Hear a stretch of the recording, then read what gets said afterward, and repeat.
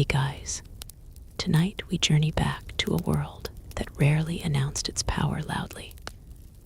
A world that did not always rely on spectacle or fear, yet somehow reached farther than most empires that came before or after it.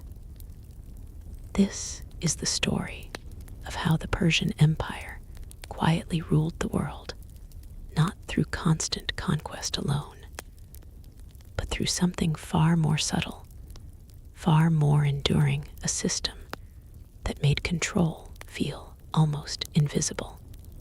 The night air is still. Imagine standing on a wide plateau, somewhere between desert and mountain, where the wind moves slowly across dry earth. There are no towering monuments here yet, no grand cities carved into stone, only scattered settlements and the faint glow of distant fires. It is a quiet beginning, the kind that gives no hint of what is to come. Long before the empire stretched across continents, before it connected cultures and economies, there were tribes. These groups lived with the land, moving with the seasons, their lives shaped by survival rather than ambition. They were not yet thinking about ruling the world. They were thinking about water, about grazing animals, about staying alive through another winter. But within this stillness, something begins to change. Not suddenly, not dramatically. At first, it is just organization. A sense of unity forming among groups that once remained separate. Small alliances begin to take shape, built not on fear, but on mutual benefit. Trade routes, still fragile and uncertain, begin to weave across the land like thin threads. These threads do not look like power. They look like necessity. Yet necessity has a way of becoming influence. As time passes, these connections grow stronger. Goods move from one region to another: grain, textiles, metals, each journey carrying not only materials, but ideas. Languages brush against each other. Customs overlap. Slowly, quietly, something larger than any one tribe begins to form. And then, eventually, a figure rises, not in the way legends often describe, not surrounded by immediate glory, but through a steady accumulation of trust, strategy, and vision. Leadership emerges not just from strength, but from understanding how to hold together something that could easily fall apart. The early structure of what will become the Persian Empire does not rely solely on force. Instead, it learns to absorb rather than erase. Conquered regions are not always destroyed. They are often incorporated. Their leaders remain. Their traditions continue. Their daily lives change less than one might expect. This is where the quiet power begins, because ruling people is one thing, but allowing them to feel as though they are still ruling themselves, that is something entirely different. As the empire expands, it does not present itself as a single, overwhelming presence. Instead, it becomes a network, a vast system of regions, each connected yet distinct, each contributing to a whole that is difficult to fully see from any single point within it. If you were living inside it, you might not even realize the scale. You would wake up in your village, walk through familiar streets, speak your language, follow your customs, Taxes would be collected, yes, but often in ways that felt structured rather than oppressive. Roads would improve. Trade would become easier. Communication would become faster. And slowly, without a single dramatic moment, your world would become part of something immense. One of the most remarkable aspects of this system is how it manages distance. The empire stretches across regions that would normally feel disconnected: mountains, deserts, rivers, and plains that would isolate communities from one another. Yet somehow, messages travel. Orders are delivered. Information flows. This is not accidental. A network of roads begins to form, carefully planned and maintained. These are not just paths worn down by travel. They are deliberate constructions, designed to connect key Arabic Noon Arabic, Arabic Khalif Arabic Tot of the empire. Along these routes, stations are established. Messengers move between them, carrying information with a speed that feels almost unnatural for the time. A message that once took weeks can now arrive in days. And with that speed comes control. But it is a quiet control. There are no constant displays of dominance. No need to remind every region of who is in charge. The system itself does the work. It keeps everything moving, everything connected, everything functioning. This is how the empire begins to rule, without always appearing to rule. Even governance takes on this subtle form. Instead of imposing a single rigid structure across all territories, the empire divides itself into regions, each overseen by an administrator. These administrators are responsible for maintaining order, collecting taxes, and ensuring loyalty. But they are also expected to understand the people they govern. Local customs are not erased. In many cases, they are protected. This creates something unusual, a sense of stability within expansion. Because when people do not feel their identity is under threat, they resist less. They adapt more easily.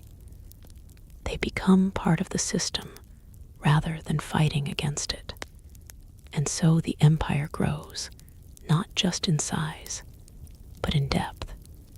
Its influence reaches into daily life in ways that are not always obvious. Markets become more interconnected. Goods from distant lands appear in local stalls. Ideas travel along the same routes as merchants, spreading quietly from one region to another. Over time, the boundaries between local and foreign begin to blur. What once felt distant now feels accessible. And this is where the true power of the Persian system reveals itself, not in armies marching across land, but in the creation of a world where distance matters less, where connection becomes normal, where control is embedded within everyday life. If you step back and look at it from afar, it might appear almost effortless, but from within, it is a carefully balanced structure. Every road, every administrator, every agreement plays a role. Remove one piece, and the system begins to strain. Remove several, and it could collapse. Yet for a long time, it does not collapse. It holds because it is not built solely on dominance. It is built on integration, and integration, when done quietly, can be incredibly strong. As the empire continues to expand, it encounters new regions, new cultures, new challenges. Each one tests the system in different ways. Some areas resist more than others. Some require adjustments, compromises, or even force. But even then, the approach often returns to the same principle: absorb, adapt, and connect. This is not the kind of empire that constantly reshapes everything in its image. Instead, it allows itself to be reshaped as well, slightly, gradually, in ways that make it more capable of holding together its vast and varied territories. It becomes less like a single entity and more like a living system. And like any living system, it depends on balance. Too much control, and it risks rebellion. Too little, and it risks fragmentation. So it moves carefully, almost invisibly, between these extremes. From the outside, other civilizations may not immediately recognize the full extent of its influence. There are no constant declarations of dominance, no overwhelming displays meant to intimidate the entire world at once. Instead, there is something quieter, something more patient, a presence that grows steadily, connecting more regions, shaping more lives, until eventually it becomes impossible to ignore. But even then, it does not always feel like domination. It feels like order, like stability, like a world that simply works. And perhaps that is the most remarkable part of all, because the Persian Empire does not just rule through power. It rules through the creation of a system that people can live within, often without questioning it too deeply. A system that becomes part of the background of life, something constant, something reliable, something almost invisible. And as the night deepens over this vast landscape, as distant roads carry travelers and messages through the darkness, the empire continues to expand, not with sudden noise, but with quiet certainty, a certainty that, for now, seems unshakable. But systems like this, no matter how carefully built, are never completely immune to change, because beneath the surface, forces are always shifting, pressures are always building, and even the most stable structures can begin to tremble in ways that are not immediately visible. The balance begins to shift in ways that are difficult to notice at first. Nothing breaks suddenly. There is no single moment where everything changes. Instead, it starts with small inconsistencies, delays in communication, minor disagreements between regional authorities, fluctuations in the flow of goods that once moved predictably across the empire's vast network. A message arrives later than expected. Another never arrives at all. At one of the roadside stations, a courier waits longer than usual for a replacement horse. The system still functions, but its rhythm is slightly off. Those who rely on its precision begin to sense something subtle, something almost impossible to define. Distance, once controlled so effectively, begins to stretch again. In the Western territories, merchants notice that certain goods no longer arrive in steady quantities. A shipment of textiles is delayed, followed by a shortage of metal tools. The markets adjust, but the adjustments ripple outward. Prices shift. Trade routes begin to reroute themselves in small, almost invisible ways. None of this feels like collapse. It feels like inconvenience.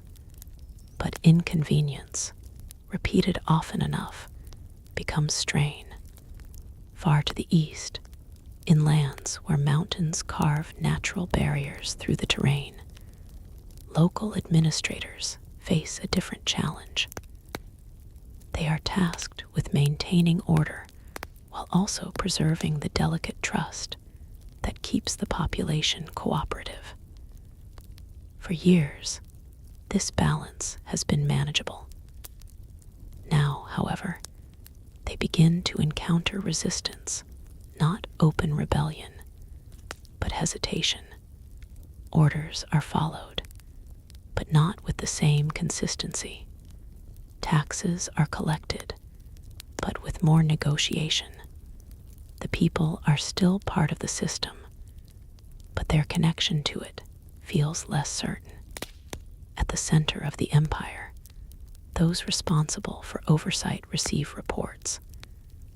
They are detailed, organized, and often reassuring. Each region explains its situation in a way that emphasizes control, stability, and continuity. Problems are mentioned, but carefully framed, softened by language that avoids alarm. From a distance, everything still appears intact. This is the paradox of a system built on quiet efficiency. It can mask its own weaknesses. Because there are no dramatic signs of failure, there is no immediate urgency to respond. Adjustments are made, but slowly. Decisions take time to travel across the same roads that once carried them swiftly, and during that time, conditions continue to evolve. In the southern regions, where the climate shifts between harsh heat and brief periods of relief, agricultural cycles begin to fluctuate. A season that should bring abundance instead produces less than expected. Another follows with similar results. The difference is not catastrophic, but it is noticeable. Farmers adapt as they always have. They adjust planting times, redistribute resources, rely on stored reserves. But these solutions are temporary. Over time, the margin for error becomes smaller. The empire depends on these margins more than it realizes. Every system of control, no matter how well designed, requires a degree of flexibility. When that flexibility narrows, even stable structures begin to feel rigid, and rigid structures are more vulnerable to pressure. Along the northern frontiers, movement increases. Groups that exist beyond the empire's direct influence begin to test its boundaries, not through large-scale invasion, but through presence. They appear along trade routes, near settlements, in areas where oversight is less concentrated. Their actions are not always hostile. Sometimes they trade, sometimes they observe, but their presence introduces uncertainty. Local authorities respond as they can. balancing caution with the need to maintain order. They send reports, request guidance, and make decisions that feel appropriate in the moment. Yet each decision adds another layer of complexity to a system already under subtle strain. What once felt interconnected now begins to feel stretched. Still, life continues. In cities and villages, people wake, work, and move through their routines much as they always have. Markets open. Craftsmen shape materials into useful forms. Children learn the customs and languages that define their place within the world. From within, the empire does not feel like it is unraveling. It feels like it is adjusting. But adjustment has limits. The network of roads, once the backbone of communication and control, begins to show signs of wear. Maintenance becomes inconsistent in certain regions. Some routes remain well kept, while others degrade slowly, almost imperceptibly. A journey that once took days now takes longer. Not dramatically longer, just enough to matter. And in a system where timing is everything, even small delays can accumulate. A message arrives too late to prevent a misunderstanding. An order is carried out based on outdated information. A decision made with incomplete knowledge creates consequences that ripple outward. None of these events are significant on their own. Together, they begin to form a pattern. In administrative centers, discussions grow more frequent. There is recognition that something is changing, but not always agreement on what that change means. Some argue for stronger control, tighter oversight, more direct intervention in regional matters. Others suggest a return to the principles that built the empire in the first place: adaptation, integration, flexibility. These approaches do not always align, and when leadership is divided, even slightly, the effects can spread. In one region, an administrator chooses to enforce stricter policies, believing that discipline will restore stability.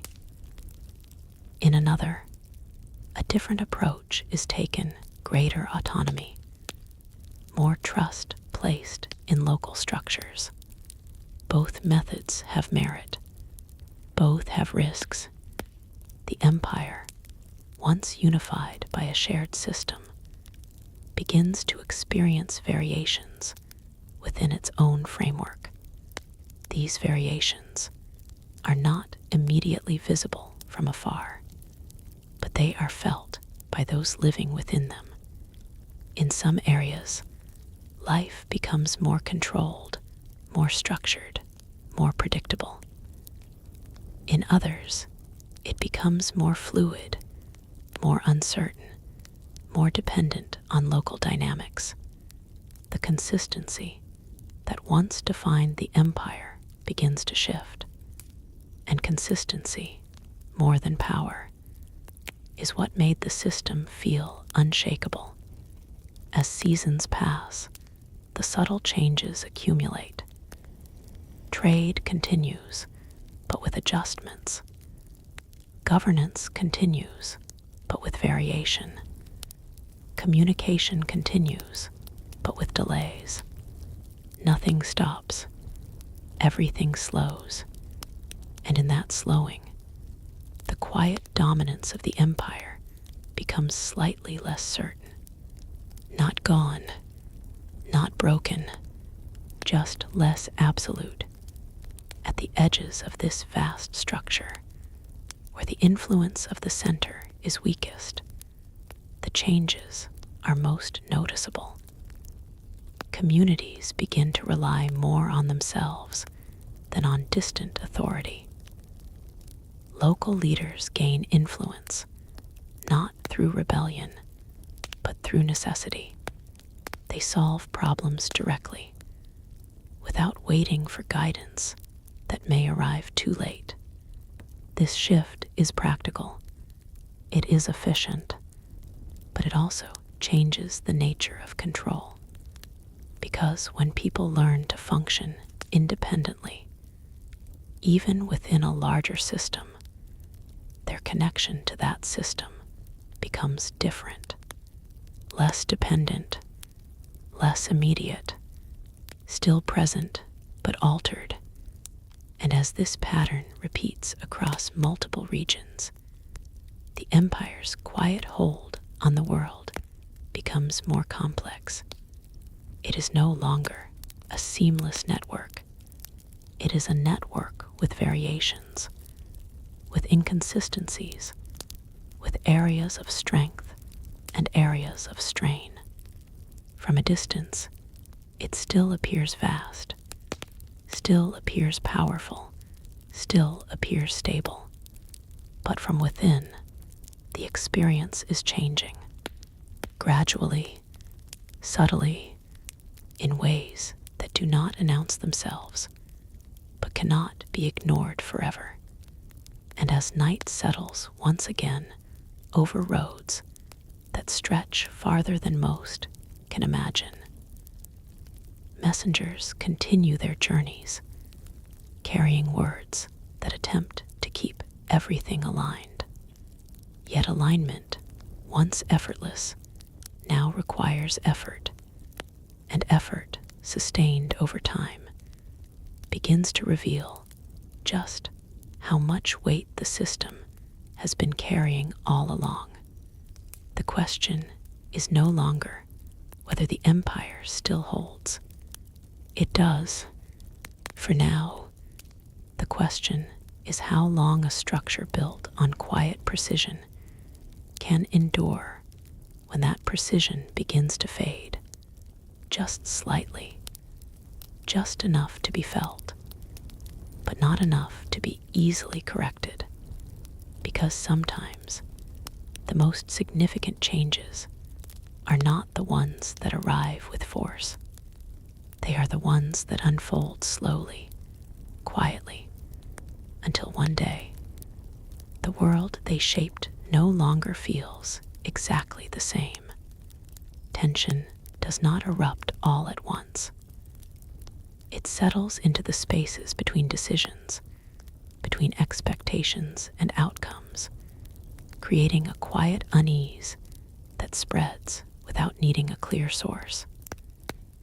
In several regions, officials begin to rely less on distant approval and more on their own judgment.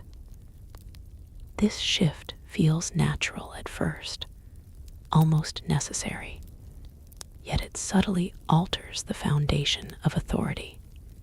The empire had always depended on a shared rhythm, a sense that every part moved in coordination with the rest. Now that rhythm becomes uneven. Caravans traveling across long distances start to carry more than goods.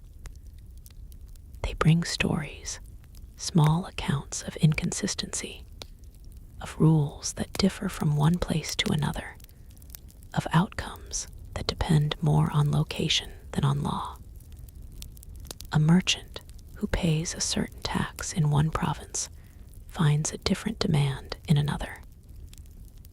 A traveler granted easy passage through one territory faces delays in the next. None of these experiences are extreme, yet they accumulate, shaping perception. Perception, over time, becomes reality. In administrative halls, records grow thicker, filled with attempts to track and correct these variations. Scribes work carefully, documenting changes, proposing adjustments, refining systems that once required little refinement. Their work is precise, but it is also reactive. Instead of guiding the empire forward, they begin responding to issues that have already taken root. The flow of information remains constant, yet its clarity diminishes. Messages pass through many hands, each adding interpretation, each shaping meaning slightly before sending it onward. By the time a report reaches its destination, it often reflects not just facts, but layers of perspective. This does not create immediate failure. It creates uncertainty, and uncertainty, even when small, has a way of spreading faster than certainty ever could. In the heart of major cities, daily life still appears steady. Markets function, workshops produce, and public spaces remain active with movement and conversation.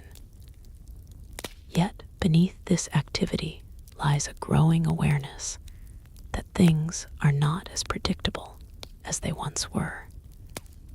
People begin to plan differently, holding back resources, preparing for possibilities rather than relying on established patterns. This change is subtle, almost invisible to an outsider, but it alters behavior, and behavior, multiplied across millions of lives, shapes the direction of an entire system.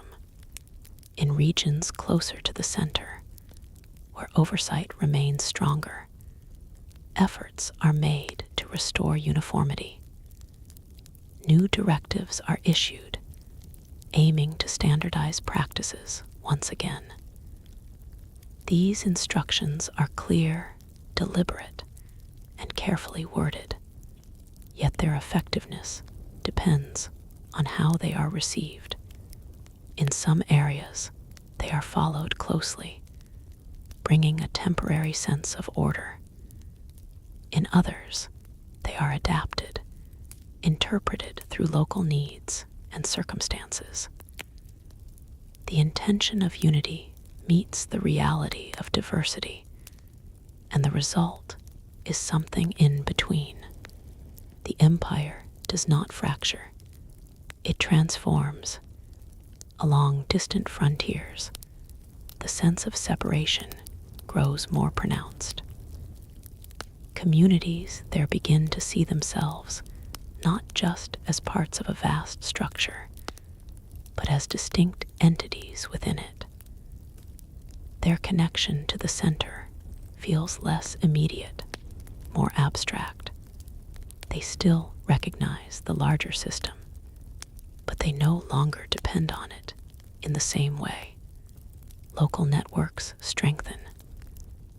Relationships within regions deepen, creating smaller systems that operate alongside the larger one.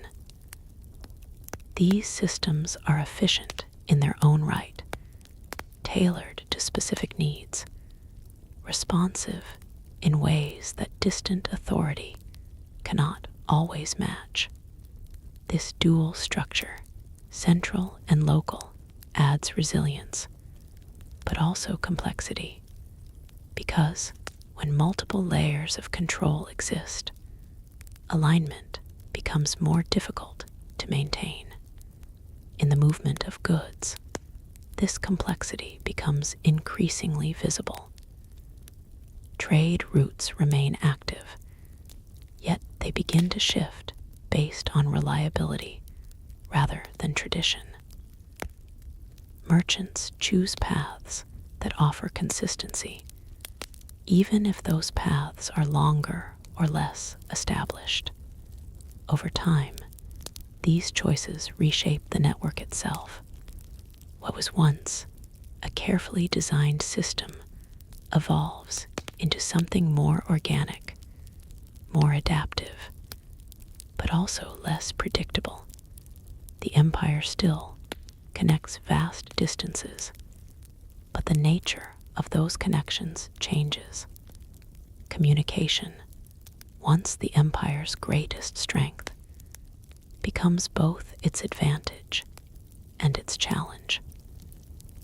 The ability to send messages across great distances remains impressive, yet the increasing volume of information makes it harder to discern what truly matters.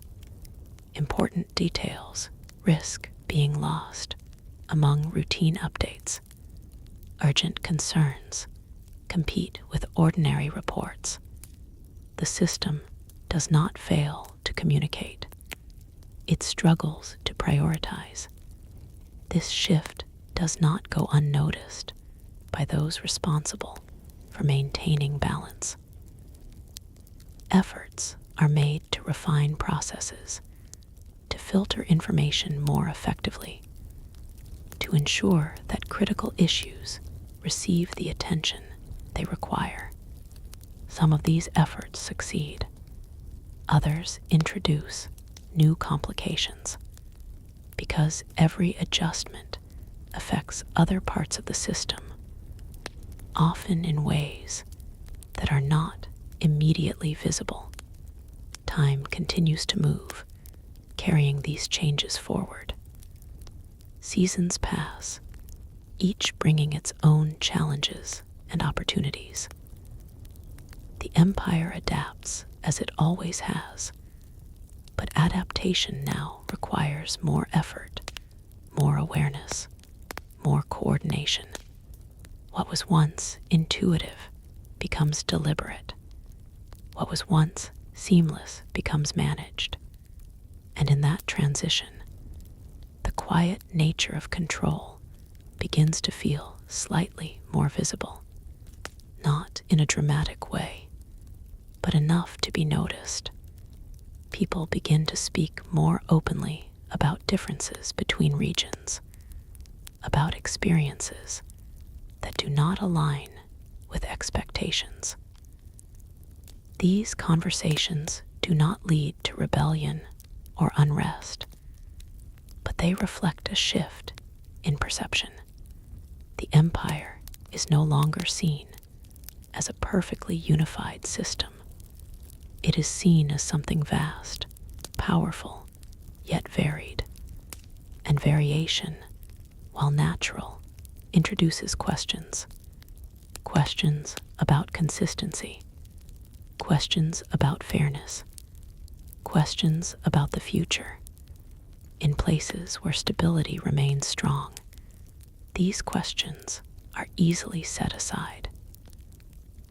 Daily life continues with little disruption, and the benefits of being part of a larger system still outweigh any concerns. But in areas where strain is more evident, the questions linger. They do not demand immediate answers. They simply remain, and over time, their presence shapes how people think about their place within the empire. At the highest levels, there is awareness of these shifts. Discussions become more frequent, more detailed, more focused on long-term sustainability.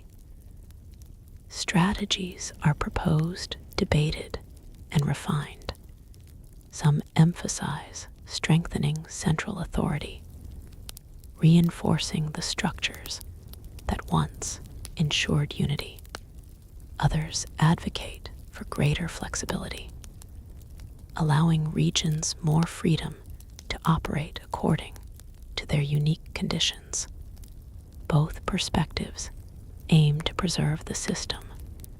Both recognize its value, yet neither offers a simple solution, because the challenge is not a single problem that can be solved with a single decision. It is a gradual transformation that touches every part of the empire, and transformations of this scale require more than policy. They require time. As night falls once again across the vast expanse, the roads remain active. Messengers continue their journeys, carrying updates, instructions, and responses that attempt to keep everything aligned. The system still functions. It still connects. It still holds. But the effort required to maintain it has grown.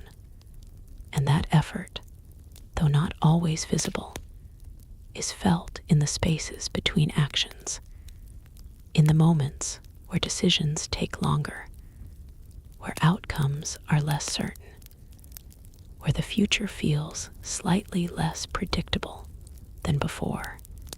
The empire has not lost its quiet strength. It has simply reached a point where that strength must work harder to sustain itself.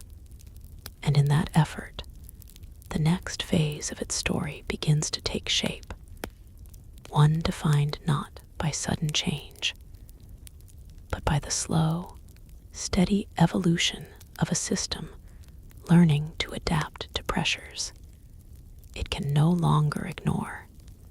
Across the empire, adaptation begins to take on a different character. It is no longer just a response to immediate needs. It becomes a continuous process, something woven into the way decisions are made at every level. Administrators who once relied on established procedures now find themselves experimenting, adjusting policies in small ways, observing outcomes, refining their approach again and again. This creates pockets of innovation. In one region, a new method of organizing trade reduces delays and improves consistency. In another, local leaders develop systems of cooperation that strengthen community stability without requiring constant oversight. These changes are not coordinated from the center, yet they contribute to the overall resilience of the empire. At first, this seems like a strength. Diversity of approach allows the system to adapt more quickly than a rigid structure ever could. Problems are solved where they occur, without waiting for instructions that may arrive too late. The empire, in this sense, becomes more dynamic, more responsive to the complexities of its vast territory. But this flexibility comes with a cost. As different regions develop their own methods, the sense of uniformity continues to fade. What works well in one place may not translate to another. Practices that bring stability in one area may create confusion elsewhere. Over time, the differences become more pronounced. Travelers moving between regions begin to notice these contrasts more clearly. What once felt like a continuous experience now feels segmented. Each area has its own rhythm, its own expectations, its own way of functioning within the larger whole. The empire still connects them, but the connections feel less seamless. In the realm of governance, this shift introduces new challenges. Coordination between regions becomes more complex, requiring greater effort to align goals and expectations. Meetings between officials grow longer, discussions more detailed, as they attempt to bridge the gaps created by variation. These conversations are productive in many ways. They lead to new ideas, new strategies, new forms of cooperation. Yet they also reveal the growing complexity of the system. Maintaining balance now requires not just understanding one structure, but many, and each additional layer adds weight. Meanwhile, the flow of goods continues to evolve. Trade routes adapt to changing conditions, forming new patterns that reflect both opportunity and necessity. Some routes become more important than before, while others decline in significance. Merchants, always attentive to efficiency, follow these changes closely. Their decisions shape the economic landscape of the empire in ways that no central authority fully controls. Markets respond accordingly. Goods become more available in some regions, less so in others. Prices fluctuate, sometimes stabilizing quickly, sometimes remaining uncertain for longer periods. These fluctuations are not extreme, but they contribute to a sense of variability that did not exist before. For those who depend on consistency, this variability requires adjustment, and adjustment, repeated over time, becomes a new way of life. In the cultural sphere, the blending of traditions continues, but with a subtle shift.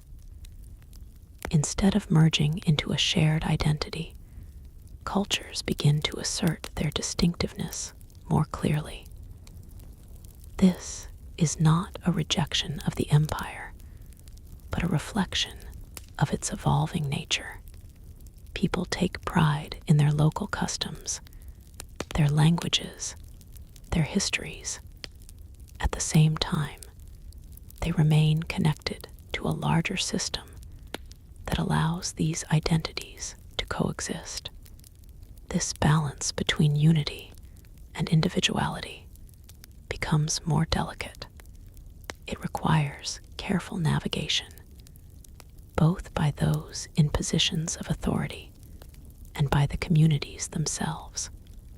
Because when diversity is embraced without coordination, it can lead to fragmentation. And when coordination is enforced without respect for diversity, it can lead to resistance. The empire moves between these possibilities, seeking a path that maintains both connection and difference. Along its outer edges, the sense of independence continues to grow, not through separation, but through capability. Regions that once relied heavily on centralized support now demonstrate their ability to sustain themselves. They manage resources, resolve disputes, and maintain stability with increasing confidence. This self-sufficiency is not a threat in itself. In fact, it strengthens the empire in many ways, but it also changes the relationship between the center and the periphery. Dependence decreases, autonomy increases, and with that shift comes a new dynamic, one where influence must be maintained not just through structure, but through relevance. The center must remain valuable to the regions, offering coordination, support, and connection that cannot easily be replicated locally. When it does, the system holds. When it does not, the bonds weaken. Within the administrative core, awareness of this dynamic grows. Efforts are made to reinforce the value of central coordination, to ensure that the benefits of unity remain clear. Initiatives are introduced to improve communication, streamline processes, and strengthen the connections that tie the empire together. Some of these initiatives succeed, restoring a degree of cohesion. Others encounter resistance, not because they are flawed, but because they must operate within an increasingly complex environment. Complexity, once a hidden strength of the empire, becomes more visible. It is present in every decision, every interaction, every attempt to maintain balance across vast distances and diverse populations. Managing this complexity requires not just systems, but understanding. And understanding on this scale is never complete. As time continues to pass, the accumulation of small changes begins to shape a new reality. The empire remains vast, influential, and connected, yet its internal structure has evolved. It is no longer defined by a single, unified approach. It is defined by a network of approaches, each contributing to the whole in different ways. This network is resilient, capable of adapting to challenges that a more rigid system might not withstand. But it is also more difficult to control, and control, even when subtle, is essential to maintaining the quiet dominance that once defined the empire. The question now is not whether the empire can adapt. It clearly can. The question is whether adaptation alone is enough to preserve the balance that allowed it to quietly rule for so long. Because adaptation, while powerful, can lead in many directions. It can strengthen connections, or it can loosen them. It can create harmony, or it can introduce divergence. The outcome depends on how these changes are guided, how they are understood, and how they are integrated into the larger system. As evening settles once more, casting long shadows across roads that continue to carry travelers and messages, the empire moves forward, not as it once was, but as something shaped by time, experience, and the gradual accumulation of countless small decisions. It is still present, still functioning, still influential, yet it is also becoming something new, something more complex, something less predictable.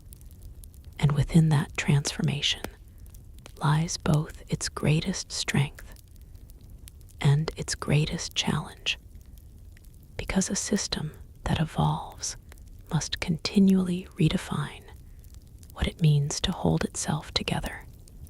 The quiet control that once felt effortless now requires intention, and intention, sustained across such a vast and varied landscape, becomes the next test of whether the empire can continue to endure without losing the very qualities that made it so powerful in the first place. Intent begins to replace instinct in ways that subtly reshape the empire's inner workings. Decisions that once flowed naturally from long-established patterns now require discussion, justification, and careful timing. What used to feel automatic becomes something that must be actively maintained. This shift is not immediately disruptive, but it changes the pace of governance. In several regions, administrators start to anticipate issues before they arise, not because the system predicts them, because experience has taught them where strain tends to form. They monitor trade more closely, observe seasonal changes with greater attention, and listen more carefully to the concerns of local communities. Their role becomes less about enforcing structure and more about interpreting it. This creates a new kind of leadership, one that is adaptive, observant, and cautious. But it also introduces variability, because interpretation depends on perspective, and perspective differs from one place to another. A policy that seems balanced in one region may feel restrictive in another. A decision that stabilizes one area may complicate conditions elsewhere. These differences do not break the system, but they require constant adjustment to keep everything aligned. Alignment, once an underlying feature of the empire, becomes an ongoing task. And tasks, no matter how well managed, demand energy. The distribution of that energy becomes uneven over time. Some regions invest heavily in maintaining order and consistency, while others focus more on flexibility and local adaptation. Both approaches sustain stability in their own ways, yet they pull the system in slightly different directions. The result is a gradual shift in how the empire is experienced. It no longer feels like a single, continuous structure. It feels like a collection of interconnected environments, each operating within a shared framework, but shaped by its own conditions. For those who move across these environments, traders, messengers, travelers, the differences become part of their daily reality. They learn to adjust their expectations, to read the subtle signals that indicate how a particular region functions. Over time, this adaptability becomes a skill, almost a necessity. Yet even as individuals adapt, the system itself becomes more complex to navigate. Communication continues to play a central role, but its function evolves. It is no longer just a means of delivering information. It becomes a tool for interpretation and coordination. Messages are crafted with greater care, anticipating how they might be understood in different contexts. Clarity becomes as important as speed. In some cases, additional layers of communication are introduced: follow-up messages, clarifications, confirmations, to ensure that intentions are accurately conveyed. These layers improve understanding, but they also slow the process. The empire remains connected, but connection now requires more effort. In economic life, this effort is reflected in how resources are managed. Storage becomes more strategic, distribution more calculated. Regions begin to think not just about immediate needs, but about long-term stability. This forward-looking approach strengthens resilience, allowing communities to withstand fluctuations more effectively. However, it also changes the flow of resources. Goods that once moved freely may now be held back as reserves. Trade becomes more deliberate, less spontaneous. The network still functions, but with a greater emphasis on caution.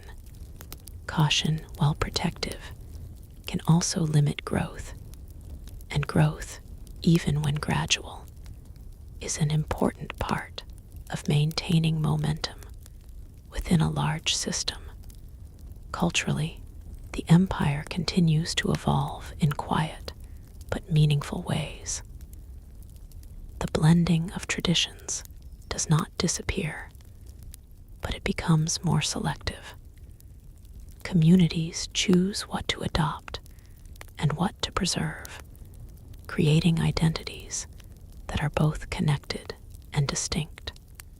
This selective integration adds richness to the empire's cultural landscape, but it also reinforces the sense that each region is, in some ways, its own entity.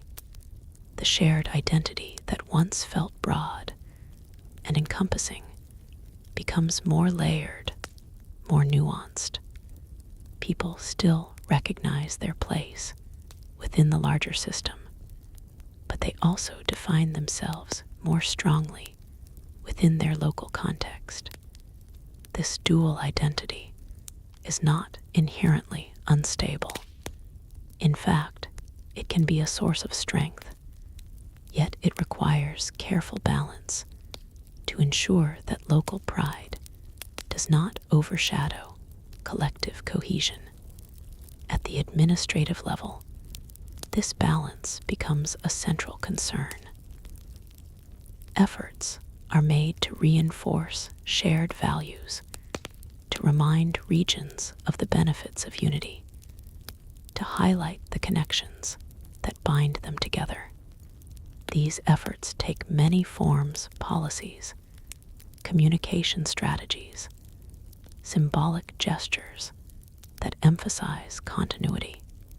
Some resonate deeply, others feel distant, less relevant to the realities of daily life. The effectiveness of these efforts depends on how well they align with the evolving experiences of the people they are meant to reach. As the system continues to adapt, the role of the center becomes increasingly important, not as a controlling force, but as a coordinating one. Its ability to provide direction, to facilitate cooperation, and to maintain a sense of shared purpose becomes essential. When it succeeds, the empire retains its cohesion. When it struggles, the variations between regions become more pronounced. These fluctuations do not lead to immediate fragmentation. They create a dynamic environment where stability must be continuously reinforced. Time moves forward, carrying the empire through cycles of adjustment and recalibration. Each cycle brings new insights, new challenges, new opportunities to refine the system. The empire learns from its experiences, but learning, like adaptation, requires time. And time, while abundant in one sense, is limited in another, because conditions continue to change, sometimes faster than the system can respond. This creates moments of tension, where the pace of change exceeds the pace of adjustment. In those moments, the quiet control that once defined the empire feels less certain. Not absent, just less immediate. Still, the system endures. It continues to function, to connect, to influence. Its strength lies not in perfection, but in its ability to evolve. And evolution, while not always smooth, allows it to navigate complexities that might otherwise overwhelm a more rigid structure. As night settles once again across the vast landscape, the familiar movement of travelers and messengers persists. Roads, though changed, still carry the lifeblood of the empire. Communities, though varied, remain part of a larger whole. The empire has not lost its quiet nature. It has transformed it. What was once effortless now requires intention. What was once invisible now reveals subtle signs of its presence. And within that transformation lies a deeper question, one that has yet to be fully answered. Can a system built on quiet control continue to sustain itself when that control must be actively maintained, carefully balanced, and constantly redefined? Or does the very act of maintaining it begin to change its nature in ways that cannot be undone? The answer does not arrive suddenly. It unfolds gradually, shaped by countless decisions, each one small on its own, yet significant when viewed together. And as those decisions continue to shape the future, the empire moves forward, still vast, still connected, still quietly powerful, but now carrying the weight of its own complexity in ways it never had to before. Weight accumulates in ways that are not immediately visible, settling into the routines of governance, trade, and daily life. What once felt light, almost effortless in its coordination, now carries a subtle heaviness. Not enough to slow everything down completely, but enough to be noticed by those who pay close attention. In administrative centers, the tone of discussion continues to evolve. Conversations are no longer centered only on expansion or integration. Instead, they focus on preservation, on how to maintain what already exists without allowing it to drift further into inconsistency. This shift in focus marks an important change in the nature of the empire. Growth is no longer the primary concern. Sustainability becomes the priority, and sustainability, especially on such a vast scale, demands a different kind of thinking. Strategies begin to emphasize stability over speed. Decisions are made with longer timelines in mind, weighing not just immediate outcomes, but future implications. This approach brings a sense of caution, a deliberate slowing of processes that once moved more freely. At first, this caution feels reassuring. It suggests control, awareness, intention. But over time, it also introduces hesitation. Hesitation, even when justified, can ripple outward. When decisions take longer, responses to emerging situations are delayed. Regions that depend on timely guidance begin to rely more heavily on their own judgment, not out of preference, but out of necessity. This reinforces the pattern that has been quietly forming: greater local autonomy within a still connected system. In some areas, this autonomy leads to innovation. Communities develop solutions tailored to their specific conditions, creating systems that function efficiently within their own boundaries.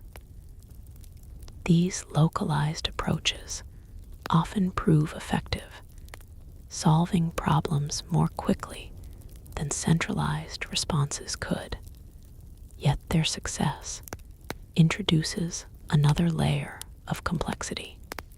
Because successful local systems begin to define themselves independently, they remain part of the empire, but their identity is increasingly shaped by their own capabilities rather than by the larger structure. This does not weaken the empire directly, but it changes the nature of belonging. Belonging becomes less about reliance and more about association. A subtle shift, but one with long-term implications. In the movement of information, similar patterns emerge. Messages continue to flow, but their purpose becomes more nuanced. Instead of simply conveying instructions, they often carry interpretations, suggestions, and contextual explanations designed to bridge the growing differences between regions. Communication evolves into negotiation. Each message reflects not just authority, but an understanding of local conditions. This approach improves cooperation in many cases, fostering a sense of respect and mutual awareness. However, it also blurs the clarity of command. When instructions become flexible, their meaning can vary depending on who receives them.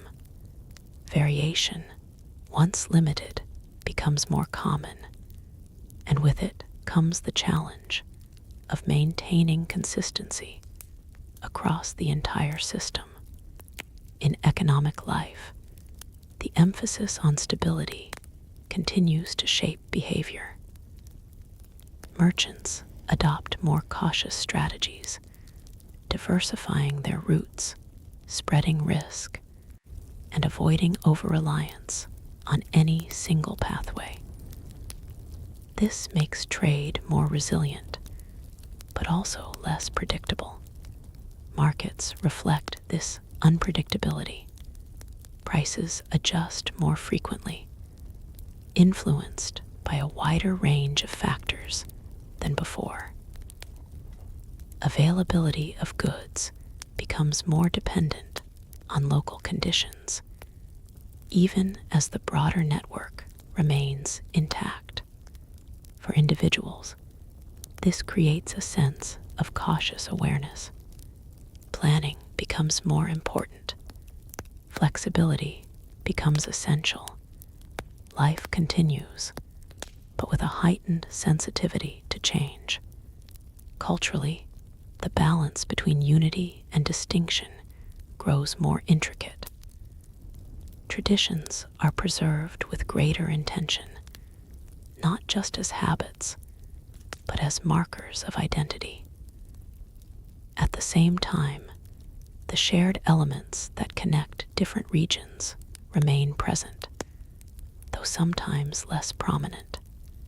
This layered identity becomes a defining feature of the empire.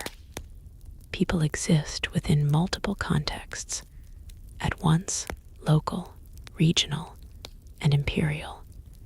Navigating these contexts requires an understanding of when to emphasize connection and when to assert difference. This skill becomes part of everyday life.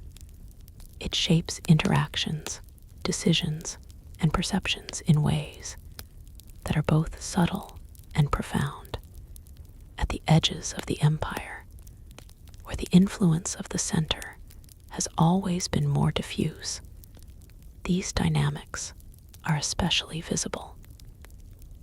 Communities there continue to operate with increasing independence, drawing strength from their ability to manage their own affairs. Their connection to the larger system remains, but it is less immediate, less central to their daily existence. They are part of the empire, but they are also distinctly themselves. This duality does not lead to separation. It creates a more complex form of integration, one that relies less on direct control and more on shared benefit. The empire's influence persists, not because it enforces itself constantly, but because it still provides value. As long as that value remains clear, the connections hold. At the center, this understanding shapes ongoing efforts to maintain cohesion. Initiatives focus on reinforcing the advantages of unity, facilitating trade, ensuring communication, supporting stability across regions. These efforts are thoughtful, deliberate, and often effective, yet they must operate within a system that has become increasingly intricate. Complexity, once managed quietly in the background, now demands attention. It influences every decision, every interaction, every attempt to sustain balance.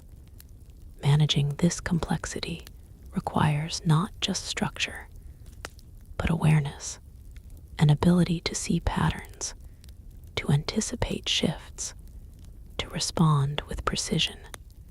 And even with that awareness, uncertainty remains, because no system, no matter how well designed, can account for every variable across such a vast and diverse landscape. As time continues to pass, the empire settles into this new state, not unstable, but not as effortlessly stable as before. It is a state of active balance, where stability is maintained through continuous effort rather than through inherent simplicity. This effort does not diminish the empire's power, but it changes how that power is experienced. It becomes more visible in its maintenance, more apparent in its presence. The quiet nature of control remains, but it is no longer entirely hidden. It reveals itself in the work required to sustain it. And that work, though often unnoticed by many, defines the next stage of the empire's existence. As evening falls once again, casting a familiar calm over roads and settlements, the movement continues. Messengers ride, traders travel, communities live their lives within a system that still connects them all.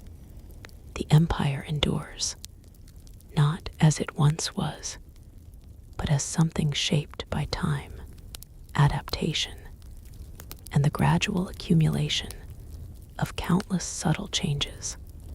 It remains vast. It remains influential. It remains quietly powerful.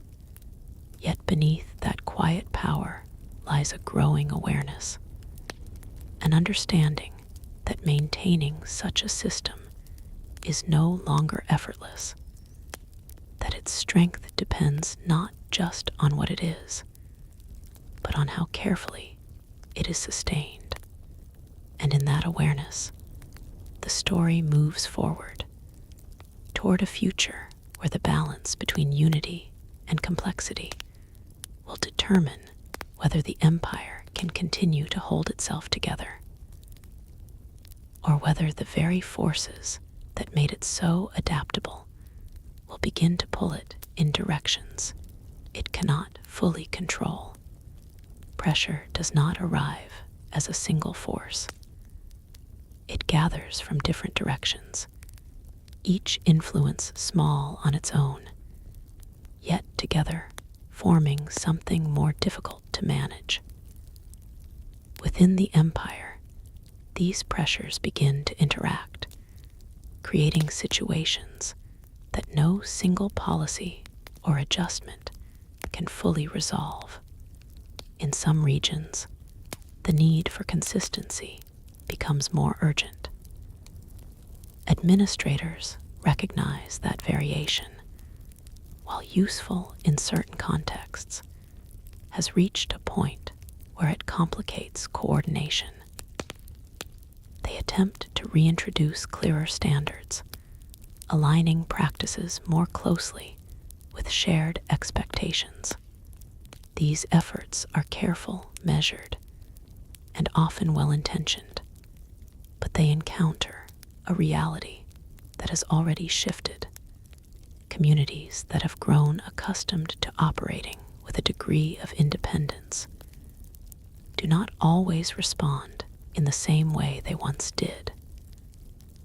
They comply where it makes sense, adapt where necessary, and occasionally resist in quiet, subtle ways, not through open defiance, but through delay, reinterpretation, or selective implementation. This kind of response is difficult to address. It does not present itself as opposition.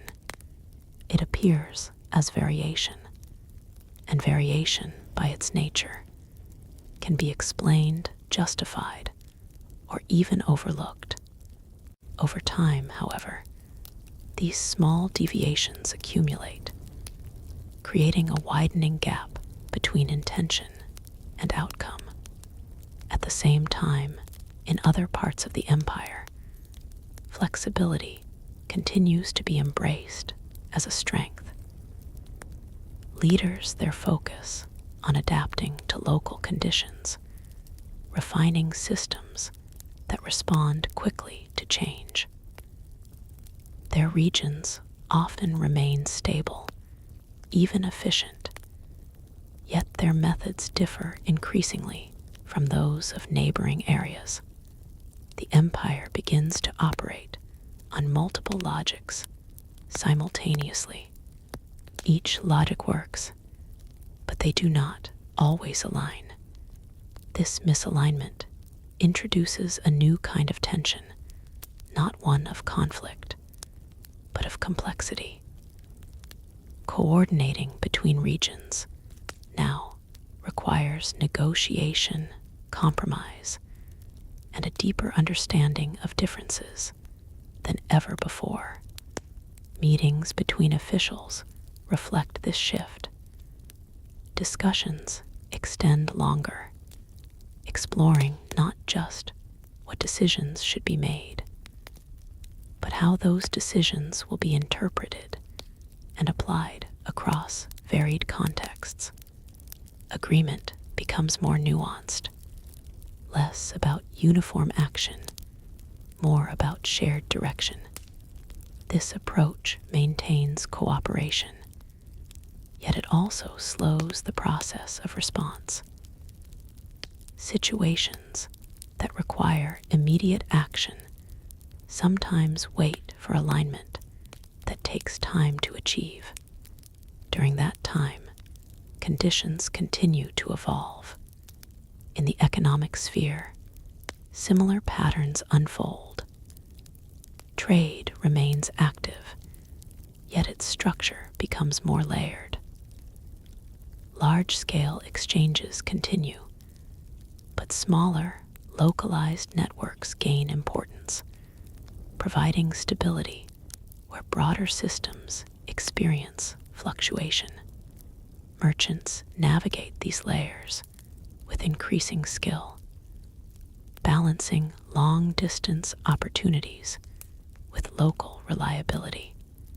Their choices shape the flow of goods in ways that reflect both caution and adaptability. This layered economy is resilient, but it is also more complex to oversee. Central authorities can track major movements, yet the finer details of local exchanges become harder to monitor.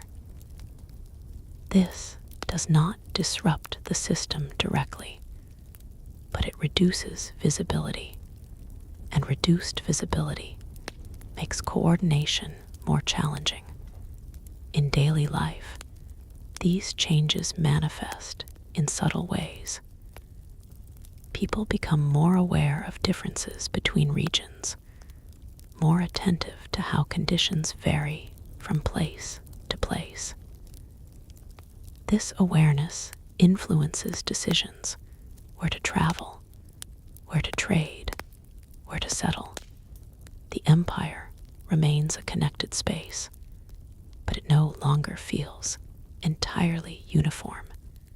Culturally, this awareness deepens the sense of distinct identity within each region.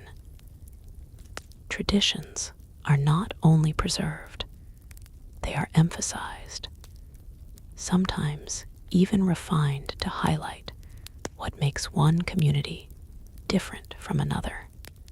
This does not diminish the shared elements that bind the empire together, but it shifts the balance.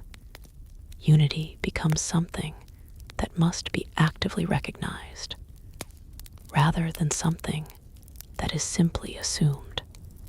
At the administrative core, this shift is closely observed. There is recognition that the strength of the empire has always depended on its ability to integrate diversity without losing cohesion. Maintaining that balance now requires greater attention. Efforts are made to reinforce common frameworks, shared systems of measurement, communication standards, coordinated policies that provide a baseline of consistency across regions. These frameworks help stabilize interactions. They create points of reference that allow different parts of the empire to remain connected despite their variations. Yet they do not eliminate complexity. They manage it, and management, especially at this scale, is an ongoing process. Time continues to move forward, bringing with it new circumstances that test the system in different ways. Environmental changes affect some regions more than others. Shifts in trade patterns alter economic relationships. Population movements introduce new dynamics into established communities. Each of these factors requires response, and each response must fit within a system that is already balancing multiple layers of variation. The empire adapts, as it always has, but adaptation now involves navigating a landscape that is more intricate than before. This intricacy is not a weakness in itself. In many ways, it reflects the success of the empire's approach, its ability to encompass a vast range of conditions, cultures, and systems within a single structure. Yet it also creates limits, because there is a point at which complexity becomes difficult to sustain without introducing strain. That strain is not always visible. It exists in the effort required to maintain balance, in the energy spent aligning differences, in the attention needed to keep everything functioning together. Over time, this effort becomes part of the system itself. It shapes how decisions are made, how resources are allocated, how priorities are set. The empire continues to function, to connect, to influence, but it does so with an increasing awareness of the work required to sustain it. This awareness does not lead to immediate change. It leads to careful observation, to gradual adjustment, to a continuous process of refinement. As night falls once again across the vast network of roads and settlements, the familiar patterns persist. Messengers carry information, traders move goods, communities live within the structure that connects them. The empire still holds. Its presence is still felt. Its influence still extends across distances that remain impressive. Yet beneath that presence lies a system that is constantly adjusting, constantly balancing, constantly working to maintain the quiet control that once seemed almost effortless. The difference now is that the effort cannot be ignored. It is embedded in every layer of the system, shaping its evolution in ways that are both subtle and significant. And as this evolution continues, the question becomes more defined, not whether the empire can endure, but how it will adapt to the growing complexity that defines its existence. Because endurance in a system like this is not a fixed state. It is a process, one that requires constant attention, constant balance, and a willingness to evolve in ways that may gradually transform the very nature of what the empire has become. Adjustment begins to slow, not because the system has stopped responding, but because the number of variables it must account for continues to grow. Each decision now exists within a web of consequences that stretches across regions, economies, and cultures. What once felt like a clear path forward becomes a series of careful steps, each one measured against multiple possibilities. In some administrative centers, there is a growing recognition that clarity itself has become harder to achieve.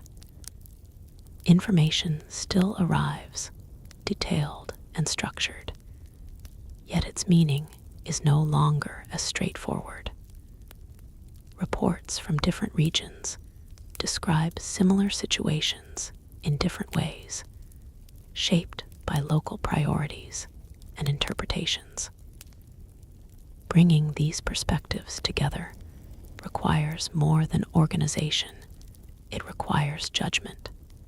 Judgment introduces another layer of uncertainty, because even the most experienced officials must choose which details matter most, which patterns are significant, which signals indicate something deeper beneath the surface. These choices influence the direction of decisions, and over time, they shape how the system evolves. The empire continues to function, but its cohesion increasingly depends on the quality of these judgments. In the provinces, the effects of this complexity are felt in everyday governance. Local leaders, once guided by relatively consistent frameworks, now operate within a more fluid environment. They rely on their understanding of both local conditions and broader expectations, balancing the two as best they can. This balance is not always precise. Sometimes it leans toward local needs, creating solutions that work well within a specific context, but differ from wider practices. At other times, it leans toward alignment with the center, maintaining consistency, but overlooking unique regional challenges. Neither approach is entirely sufficient on its own, and so governance becomes an ongoing negotiation between these perspectives. This negotiation extends beyond administration into the lives of ordinary people. In markets, workshops, and households, individuals adjust their expectations, learning to navigate a system that is still connected, but no longer entirely predictable. A trader preparing for a journey considers multiple routes, weighing reliability against distance. A craftsman plans production with an awareness that materials may not arrive exactly when expected.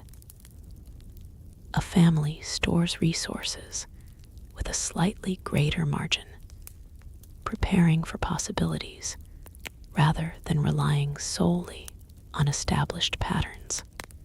These adjustments are small, but they reflect a deeper shift in how the empire is experienced.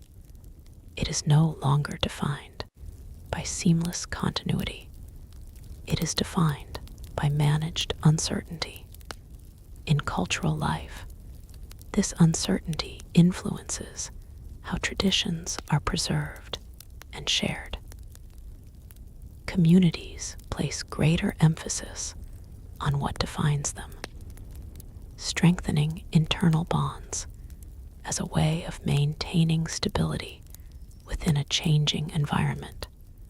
Festivals, rituals, and shared practices become anchors, points of consistency that remain even as other aspects of life fluctuate. At the same time, interaction between cultures continues, though often with a greater awareness of difference.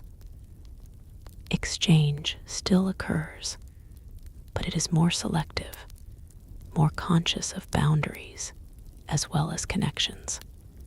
This creates a landscape where diversity is not just present, but actively maintained, and maintaining diversity, while valuable, adds another layer to the system's complexity. At the outer edges of the empire, these dynamics reach a different stage. Regions there, already accustomed to operating with a degree of independence, continue to strengthen their local structures. Their ability to manage resources, resolve disputes, and maintain stability grows more refined over time. This refinement makes them more resilient, but it also makes them less reliant.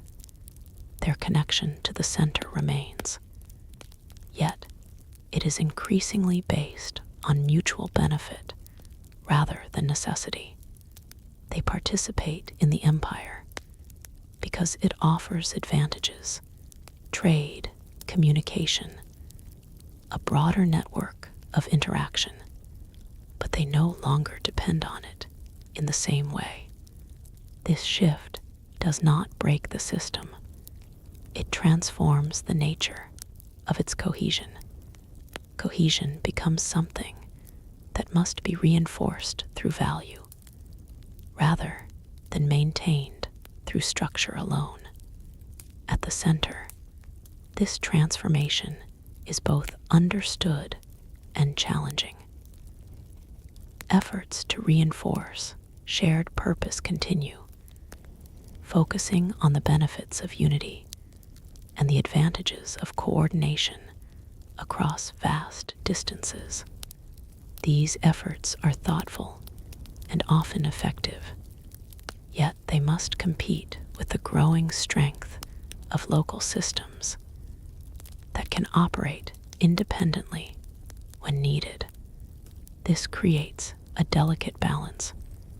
Too much emphasis on central control risks, undermining the flexibility that allows regions to adapt. Too little emphasis risks weakening the connections that hold the empire together. Finding the right balance becomes an ongoing task, And like all ongoing tasks, it requires constant attention. Time continues to move, bringing with it new combinations of circumstances. Environmental conditions shift, sometimes subtly, sometimes more noticeably. Trade patterns evolve, influenced by both internal dynamics and external interactions. Population movements introduce new relationships, new challenges, new opportunities. Each of these factors adds to the system's complexity, and each requires response. The empire responds, as it always has, through adaptation, through adjustment, through the careful balancing of competing needs. But the scale of what must be balanced continues to grow.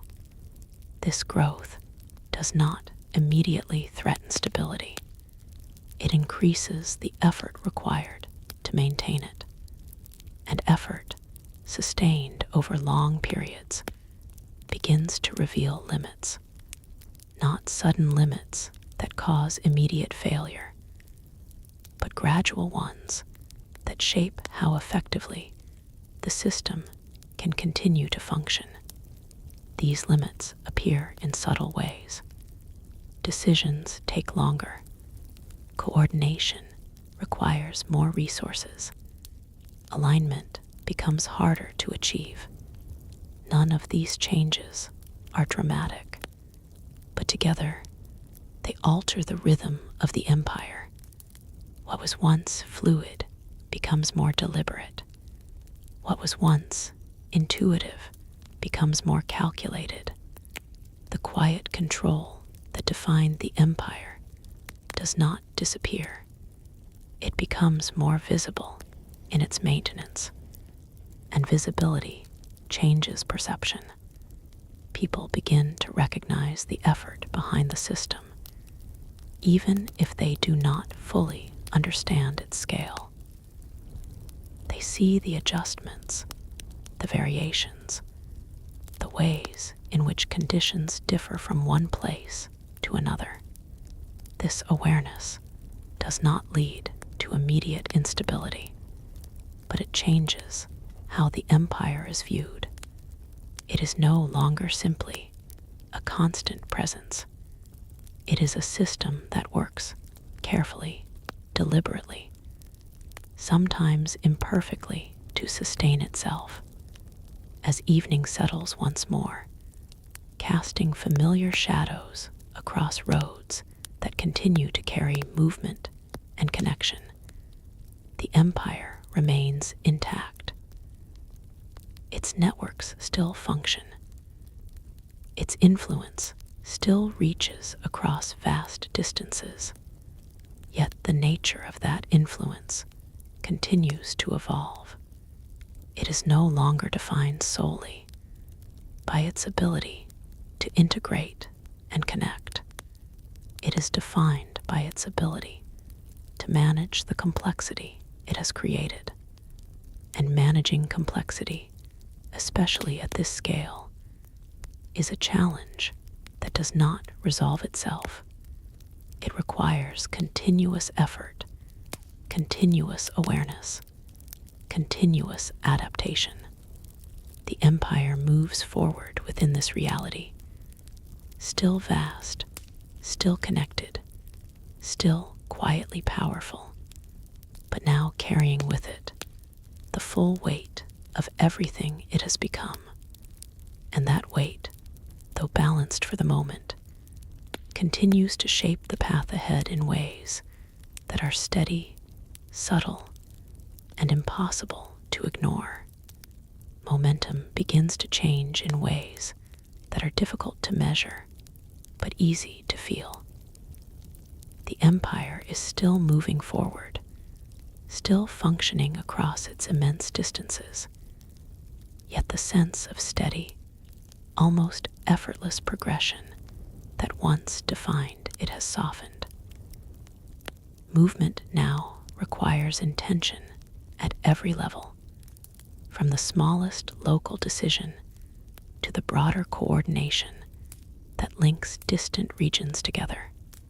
In many places, the pace of life subtly adjusts to match this new reality, not slower in a way that halts activity, but more measured, more deliberate.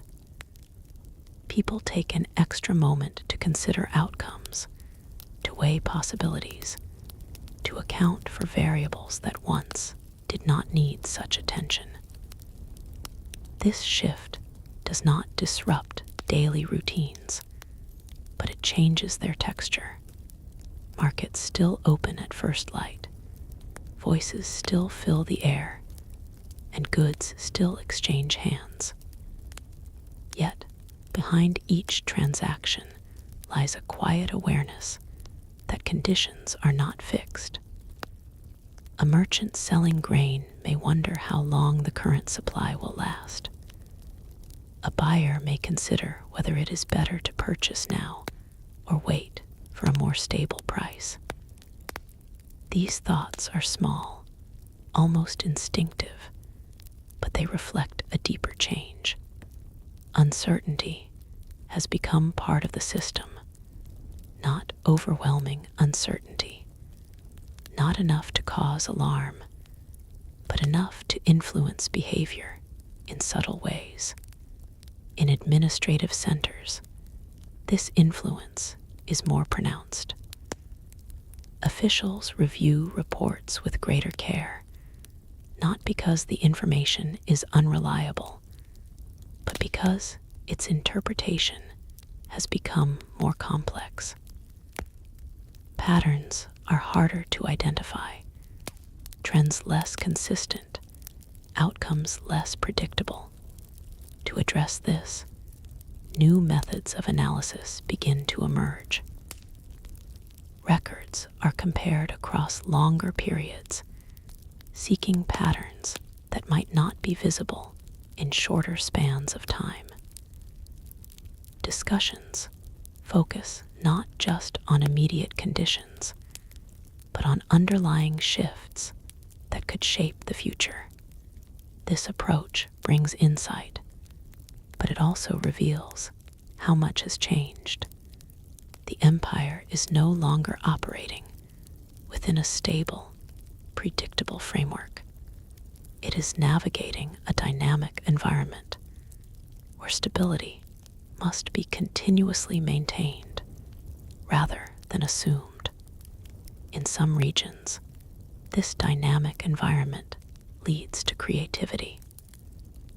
Leaders experiment with new forms of coordination, finding ways to align local practices with broader expectations without imposing rigid structures. These experiments often succeed, demonstrating that flexibility can coexist with cohesion. Yet they also contribute to variation. Each successful adaptation adds another layer to the system, another approach that works in one context, but may not translate perfectly to another. Over time, the number of these variations grows, and with growth comes complexity. Communication, once defined by clarity and speed, now carries an additional responsibility, ensuring that meaning is preserved across different interpretations. Messages are crafted with precision, anticipating how they might be understood in different regions. This careful construction improves understanding, but it also slows the exchange. A message that once required only a few words now requires explanation, context, and sometimes even reassurance. The network remains active, but its efficiency is balanced by the need for accuracy. Accuracy becomes essential because in a system where variation exists, Even small misunderstandings can lead to larger inconsistencies. In the economic sphere, the concept of value begins to shift slightly. Stability becomes as important as profit, reliability as important as opportunity. Merchants and producers alike adjust their strategies, seeking not just growth, but continuity. This shift creates a more cautious economy. It is less prone to sudden change, but also less capable of rapid expansion. The empire's vast network continues to support trade, but the nature of that trade evolves. It becomes more strategic, more deliberate, more focused on sustaining balance rather than maximizing gain. For individuals, this change is reflected in daily decisions. Planning extends further into the future, even if that future remains uncertain. Resources are managed with care, and flexibility becomes a valued skill. These behaviors reinforce stability, but they also highlight the presence of uncertainty that was once less noticeable. Culturally, the empire continues to hold together, yet its internal diversity becomes more pronounced. Communities maintain strong identities, drawing on traditions that provide a sense of continuity within a changing environment. These traditions offer stability. They anchor people to something familiar, something reliable. At the same time, interaction between cultures remains an important part of life. Exchange continues. Ideas move across regions, and connections persist. But these connections are now navigated with greater awareness. People recognize differences more clearly, and they engage with them more consciously. This awareness does not divide the empire. It reshapes how unity is experienced. Unity is no longer assumed to be uniform. It is understood to be composed of many distinct parts, each contributing to a larger whole. At the edges of the empire, this understanding takes on a practical dimension. Regions there continue to strengthen their local systems, refining their ability to operate independently when needed. Their relationship with the center becomes more balanced. They contribute to the larger network, and they benefit from it. But they also maintain a degree of self-reliance that allows them to adapt quickly to local conditions. This balance is effective, but it requires trust. Trust that the center will provide support when necessary. Trust that the regions will remain connected even as they operate with increasing independence. Maintaining this trust becomes one of the central challenges of the empire's evolution. At the core, efforts to reinforce cohesion continue, focusing on shared benefits and mutual reliance. These efforts are thoughtful, aiming to ensure that the connections between regions remain strong despite their growing differences. They emphasize cooperation, communication, and the advantages of being part of a larger system. In many cases, these efforts succeed. They remind communities of the value of unity, of the strength that comes from connection. Yet they must operate within a system that has become more complex more layered, more dynamic.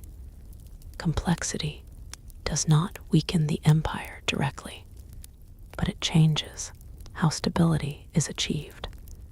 Stability becomes an active process, something that must be continuously maintained rather than passively experienced. As time moves forward, this process becomes the defining feature of the empire's existence.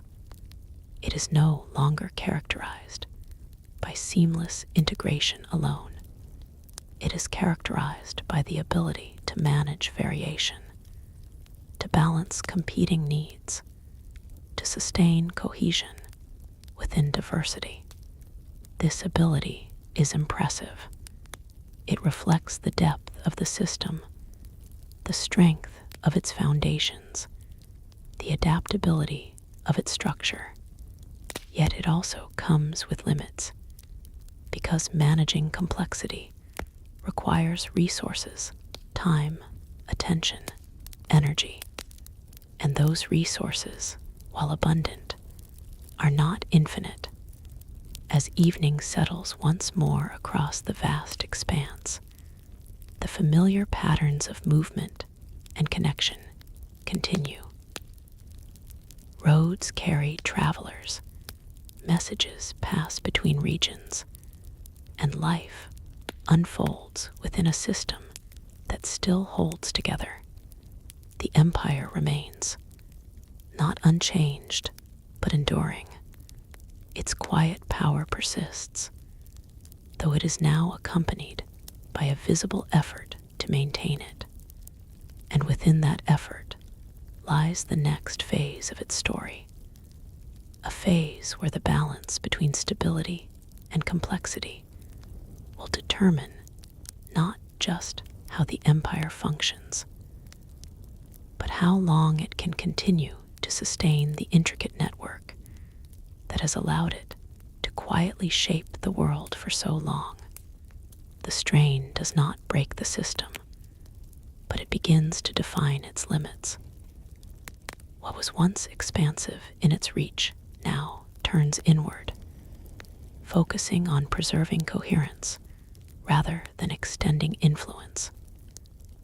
The empire is still vast, still connected, yet its energy is increasingly directed toward maintaining balance rather than exploring new possibilities. In many regions, this inward focus becomes visible through small but meaningful changes. Administrative priorities shift toward resolving internal inconsistencies, refining existing structures, and ensuring that essential systems continue to function without interruption. Expansion, once a quiet but constant presence, fades into the background. This is not a sign of weakness. It is a sign of transition, because every system, no matter how powerful, eventually reaches a point where sustaining what exists becomes more important than adding to it. In the daily lives of people, this transition feels subtle. Markets still operate, communities still thrive, and connections across regions remain intact. Yet, there is a growing sense that the system is no longer stretching outward, but holding itself together. Merchants who once sought distant opportunities begin to favor routes they know well. Predictability becomes more valuable than discovery. The excitement of reaching new territories is replaced by the assurance of returning safely with reliable goods. This change does not diminish trade, but it reshapes its purpose. Trade becomes less about expansion and more about stability. In governance, similar patterns emerge. Officials focus on maintaining order within their regions, ensuring that systems of taxation, communication, and resource distribution continue to operate effectively. Their role becomes more focused, more contained, yet also more critical, because when the emphasis shifts to preservation, the margin for error becomes smaller. A disruption that might once have been absorbed by a rapidly expanding system now requires immediate attention. There is less flexibility to compensate for imbalances, less capacity to redirect resources without consequence. This increases the importance of precision. Decisions must be carefully considered, not just for their immediate impact, but for how they will affect the delicate balance that holds everything together. In some areas, this leads to greater efficiency. Systems are refined, processes streamlined, and unnecessary complexities reduced. These improvements strengthen local stability, making regions more capable of sustaining themselves. Yet they also reinforce the pattern of localized focus. Each region becomes more self-contained, more attentive to its own needs, more capable of operating independently. This independence is not intentional separation. It is a natural response to the conditions of the system. But over time, it changes the way the empire functions as a whole. The connections remain, but they are maintained with greater effort. Communication continues, but it carries more weight. Each message, each decision, each interaction plays a role in preserving alignment across a structure that has become increasingly intricate. In the cultural landscape, this inward shift is reflected in a renewed emphasis on tradition.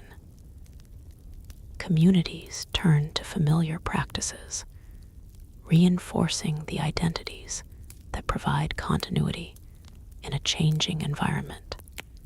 These traditions offer stability. They create a sense of grounding, a connection to something that remains constant even as other aspects of life evolve. At the same time, interaction between cultures becomes more deliberate. Exchange still occurs, but it is often guided by purpose rather than spontaneity. People engage with others not just out of curiosity, but with an awareness of the importance of maintaining balance. This awareness shapes relationships across the empire. It fosters respect, but also distance. Connections remain strong, yet they are no longer taken for granted. At the outer edges, the dynamic reaches a different stage.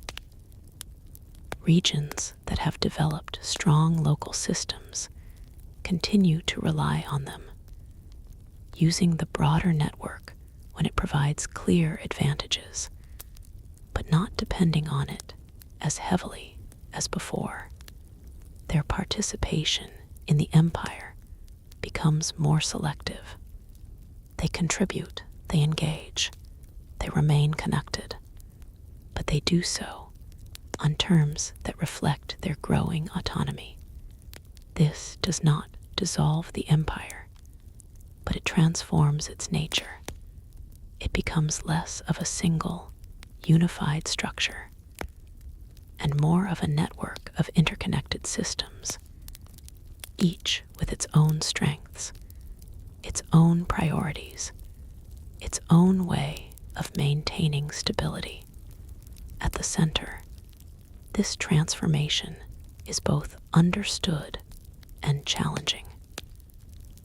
Efforts to maintain cohesion become more focused, emphasizing the shared benefits that continue to bind the empire together. These efforts are strategic, aiming to reinforce the connections that matter most: trade routes, communication networks, cooperative agreements that ensure mutual support.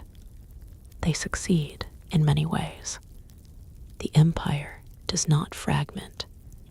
It continues to function as a whole. Yet the effort required to sustain this cohesion becomes increasingly visible. What was once a background process now demands attention, planning, and continuous adjustment. Time moves forward, and with it, the system settles into this new state, a state defined not by effortless integration, but by active maintenance.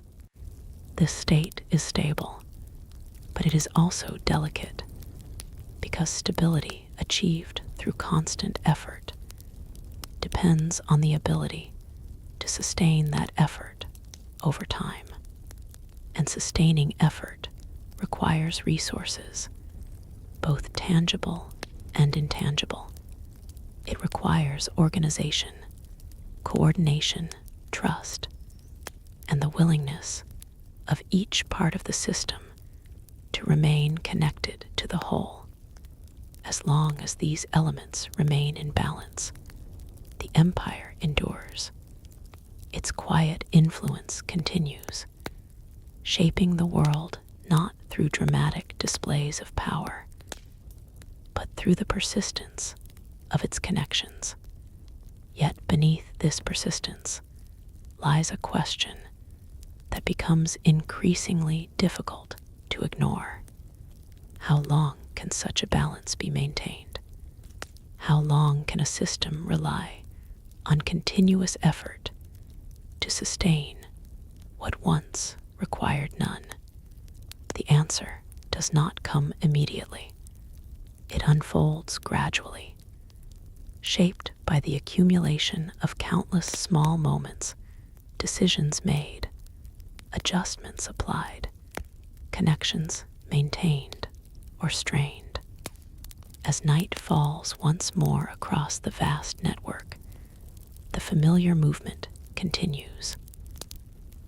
Roads still carry travelers, messages still pass between regions, and life continues within the framework of an empire that remains present. But the nature of that presence has changed. It is no longer defined by quiet dominance alone. It is defined by quiet persistence, a persistence that holds everything together, even as the forces within it continue to shift. And as those forces evolve, the story moves closer to a point where the balance between connection and independence, between stability and change, will determine not just how the empire functions, but whether it can continue to exist in the form it has taken for so long. The system does not collapse under its own weight, but it begins to reorganize itself in response to that weight. What once was a centrally guided structure gradually becomes a more distributed arrangement, where responsibility is shared across multiple layers rather than concentrated in a single core. This shift is not declared. It simply emerges through repeated necessity. In many administrative regions, officials begin to rely more heavily on established local practices than on distant directives. The reason is simple. Local knowledge is faster, more responsive, and often more accurate in addressing immediate conditions. Over time, this reliance becomes normalized. What started as exception becomes routine. The center still exists, still functions, still provides guidance, but its role is no longer absolute. Instead, it becomes one node among many within a broader system of coordination. This subtle redefinition of authority changes how decisions are made. Instead of waiting for instruction, regions act first and report later. This does not indicate rebellion. It indicates adaptation to a system where delay carries cost, and immediacy often determines success. The empire remains intact, but its decision-making rhythm is no longer uniform. In some places, this creates efficiency. Problems are resolved quickly.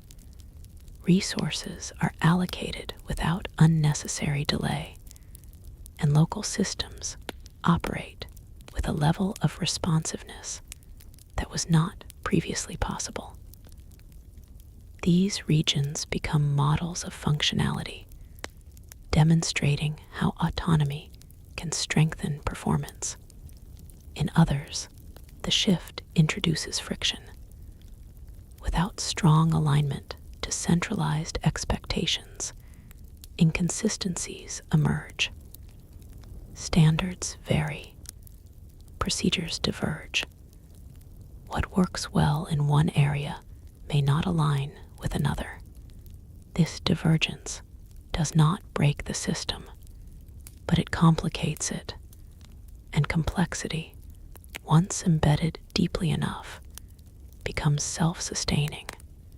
Communication networks continue to carry information across the empire, but their function evolves further. They are no longer just channels of instruction. They become spaces of negotiation. Messages are interpreted, adapted, and sometimes reshaped before implementation. This process allows flexibility, which is essential in a system of such scale, but it also introduces variability in understanding. A directive issued from the center may be implemented differently in multiple regions, each adapting it to local conditions.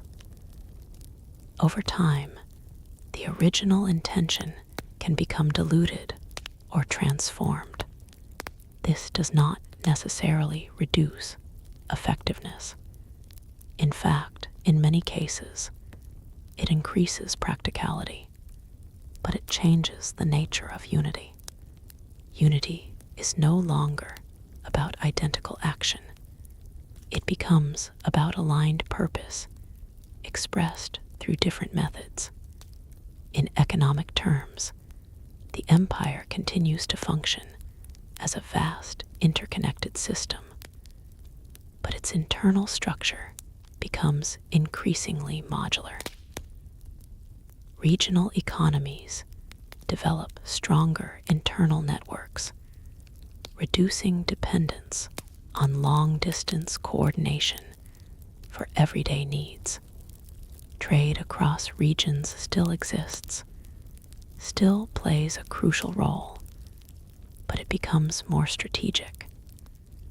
Instead of constant exchange, there is selective movement of goods based on necessity, opportunity, and stability. This reduces strain on long networks, but it also reduces interdependence in daily functioning. Local production increases in importance. Communities invest more in self-sufficiency, not out of isolation, but out of practical adaptation. The ability to function independently for short periods becomes a valuable form of resilience. Culturally, This evolution leads to deeper localization of identity. While the empire still provides a shared historical and structural framework, regional identities become more pronounced in daily life. Language variations, customs, and traditions are preserved more consciously than before. This preservation strengthens cultural depth, but it also highlights difference more clearly. People still recognize their place within the larger system, but that recognition is layered. They are members of a region first, participants in the empire second, and part of a broader interconnected world beyond that. These layers coexist, but they are not identical in influence. At the edges of the empire, where distance from the center has always shaped autonomy, this layered identity becomes even more distinct. These regions continue to operate effectively within the broader system, but their reliance on it is increasingly selective. They engage when beneficial, coordinate when necessary, and maintain independence in many other aspects of life. This balance is functional. It allows them to adapt quickly to local conditions without waiting for external input, but it also reinforces the decentralization of authority. The center observes these changes and responds not with resistance, but with adaptation of its own. Its role shifts toward maintaining coherence across a system that is no longer uniform. Instead of issuing strict directives, it focuses on establishing frameworks, shared principles, communication standards, and coordination mechanisms that allow diversity to exist within connection. This transformation is significant. It represents a shift from control-based unity to framework-based unity. Unity is no longer enforced through direct instruction. It is maintained through shared structure. As time continues, this structure proves both resilient and demanding. It can accommodate variation, absorb local differences, and support multiple forms of operation simultaneously, but it requires constant maintenance. Alignment must be reinforced regularly. Misunderstandings must be corrected. Connections must be actively preserved. This ongoing effort becomes a defining characteristic of the empire's later stage. It is no longer a system that simply exists. It is a system that must be continuously upheld. Despite this, the empire continues to function at a remarkable scale. Its networks remain extensive, its influence broad, its internal systems still capable of supporting millions of lives across vast distances. But the nature of its power has changed. It is no longer effortless. It is maintained, and maintenance, by definition, requires awareness of fragility. As night returns across the landscape, movement continues along roads that have carried generations of travelers. Messages still pass between regions. Goods still flow through established routes. And life continues within a system that remains remarkably intact. Yet beneath this continuity lies a structure that is no longer static. It is adaptive, distributed, and constantly adjusting to maintain coherence across complexity. The empire still quietly holds its world together, but it does so not through simplicity, nor through absolute central control, but through an evolving balance of autonomy and connection. And as this balance continues to shift, the story moves toward a deeper realization that the empire's true strength has never been its size alone, but its ability to remain connected even as it becomes more diverse, more distributed, and more dependent on the careful alignment of countless independent parts moving within a shared, fragile whole.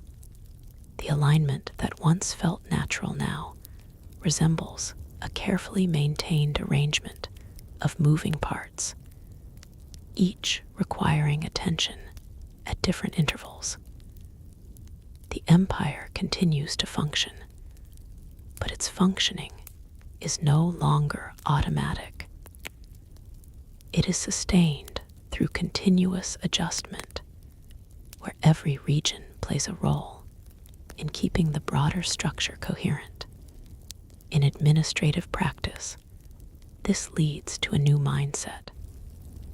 Officials no longer assume that systems will remain stable on their own. Instead, they monitor continuously, anticipating shifts before they become disruptions. Reports are reviewed not just for content, but for patterns across time, how conditions evolve, how responses differ, how consistency can be preserved despite variation. This creates a culture of vigilance, not fear-driven, but attentive, because in a system of interconnected variability, awareness becomes the primary tool of stability. At the regional level, this awareness translates into more autonomous problem solving. Local authorities are increasingly expected to resolve issues independently, using central frameworks as guidance rather than instruction. This expectation accelerates decision-making, but also places greater responsibility on local judgment. Success depends on interpretation as much as implementation, and interpretation varies. Two regions facing similar conditions may respond differently, each drawing on their own experience, priorities, and resources. Both responses may be effective in their own context, yet their divergence contributes to the broader diversity of the system. Over time, this diversity becomes structured rather than accidental. The empire is no longer a single, uniform mechanism. It is a collection of adaptive systems operating under shared principles. In the movement of goods, this structural change becomes especially visible. Supply chains are no longer linear or centralized. Instead, they form overlapping networks where multiple pathways exist for the same resources. If one route becomes unstable, others compensate. This redundancy increases resilience, but it also increases complexity. Coordination between these pathways requires more information, more communication, more interpretation of conditions across regions.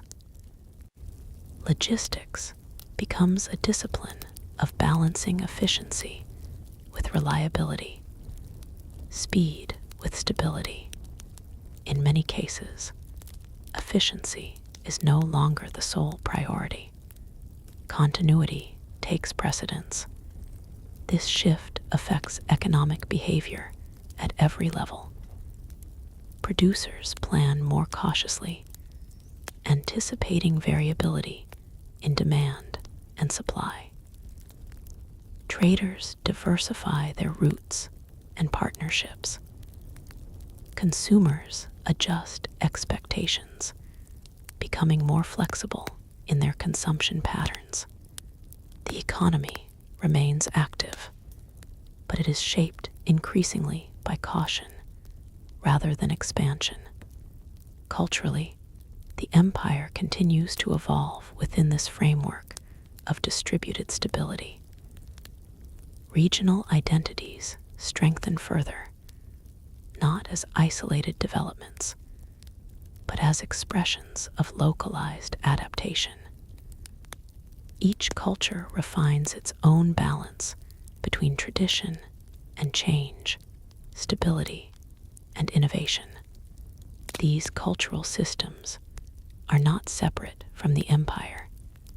They are expressions of it, but they are increasingly distinct in form and practice. Shared elements still exist: languages of communication, historical references, institutional structures, but they function more as connectors than as unifiers. They allow interaction. They do not define identity. In social life, this leads to a more layered sense of belonging. Individuals navigate multiple affiliations, simultaneously local, regional, and imperial. Each layer carries different expectations and influences behavior in different contexts. This complexity becomes part of everyday awareness. People understand that identity is not singular, but composed of overlapping relationships. At the edges of the empire, where distance from the center has long encouraged autonomy, this layered identity becomes even more pronounced. These regions continue to participate in the broader system, but their participation is shaped by strong internal structures that prioritize local stability. They contribute to the empire's functioning, but they are not dependent on it in the same way as before. This reduces vulnerability to central fluctuations, but it also reduces uniformity. At the center, efforts to maintain coherence continue through frameworks rather than direct control. Shared standards, coordinated principles, and common systems of communication are reinforced to ensure that despite diversity, interaction remains possible and effective. This approach allows flexibility, but it demands consistency in maintaining the frameworks themselves. The system now depends less on enforcing sameness and more on ensuring compatibility. Compatibility becomes the key concept of governance. Different systems can exist as long as they can interact meaningfully within shared boundaries. This principle sustains the empire structure, but it also defines its limits, because compatibility must be maintained continuously, not assumed. As conditions change, frameworks must be updated. As regions evolve, standards must be adjusted. As new forms of organization emerge, integration mechanisms must adapt. This creates a cycle of ongoing refinement. The empire does not settle into stability. It maintains it through motion. Even communication reflects this dynamic. Messages are no longer simple transmissions of instruction. They are layered, contextual, often containing explanations, clarifications, and adaptive guidance. The goal is not just to inform, but to ensure understanding across different contexts. This increases clarity in some cases, but it also increases cognitive load within the system. Every message requires interpretation. Every interpretation carries potential variation, and variation must be managed. Despite this complexity, the system remains remarkably resilient. Its strength lies not in uniformity, but in its ability to accommodate difference while maintaining connection. This is a different kind of power, not the power of control, but the power of coordination, not the power of sameness, but the power of structured diversity. As time continues, this structure becomes more refined, more deeply embedded in the functioning of the empire. It is no longer an adaptation to change. It becomes the defining characteristic of how the system exists. Even stability itself is redefined. It is no longer absence of change. It is the ability to manage change without losing coherence. As night once again spreads across the vast landscape, the familiar rhythms continue. Movement persists along roads that connect distant regions. Communication flows through established networks. Life continues within a system that is no longer simple, but still deeply interconnected. The empire endures, not as a single, unified mechanism, but as a carefully balanced constellation of systems, each contributing to a larger whole that must be constantly maintained. And within that maintenance lies its quiet strength, the ability to hold together not through rigidity, but through continuous adaptation, ensuring that even as complexity grows, connection does not disappear, but instead evolves into a more intricate, more demanding, and ultimately more enduring form. Stability, once understood as a condition, now feels more like an ongoing negotiation. The empire no longer rests within a fixed structure. Instead, it exists in a constant state of recalibration.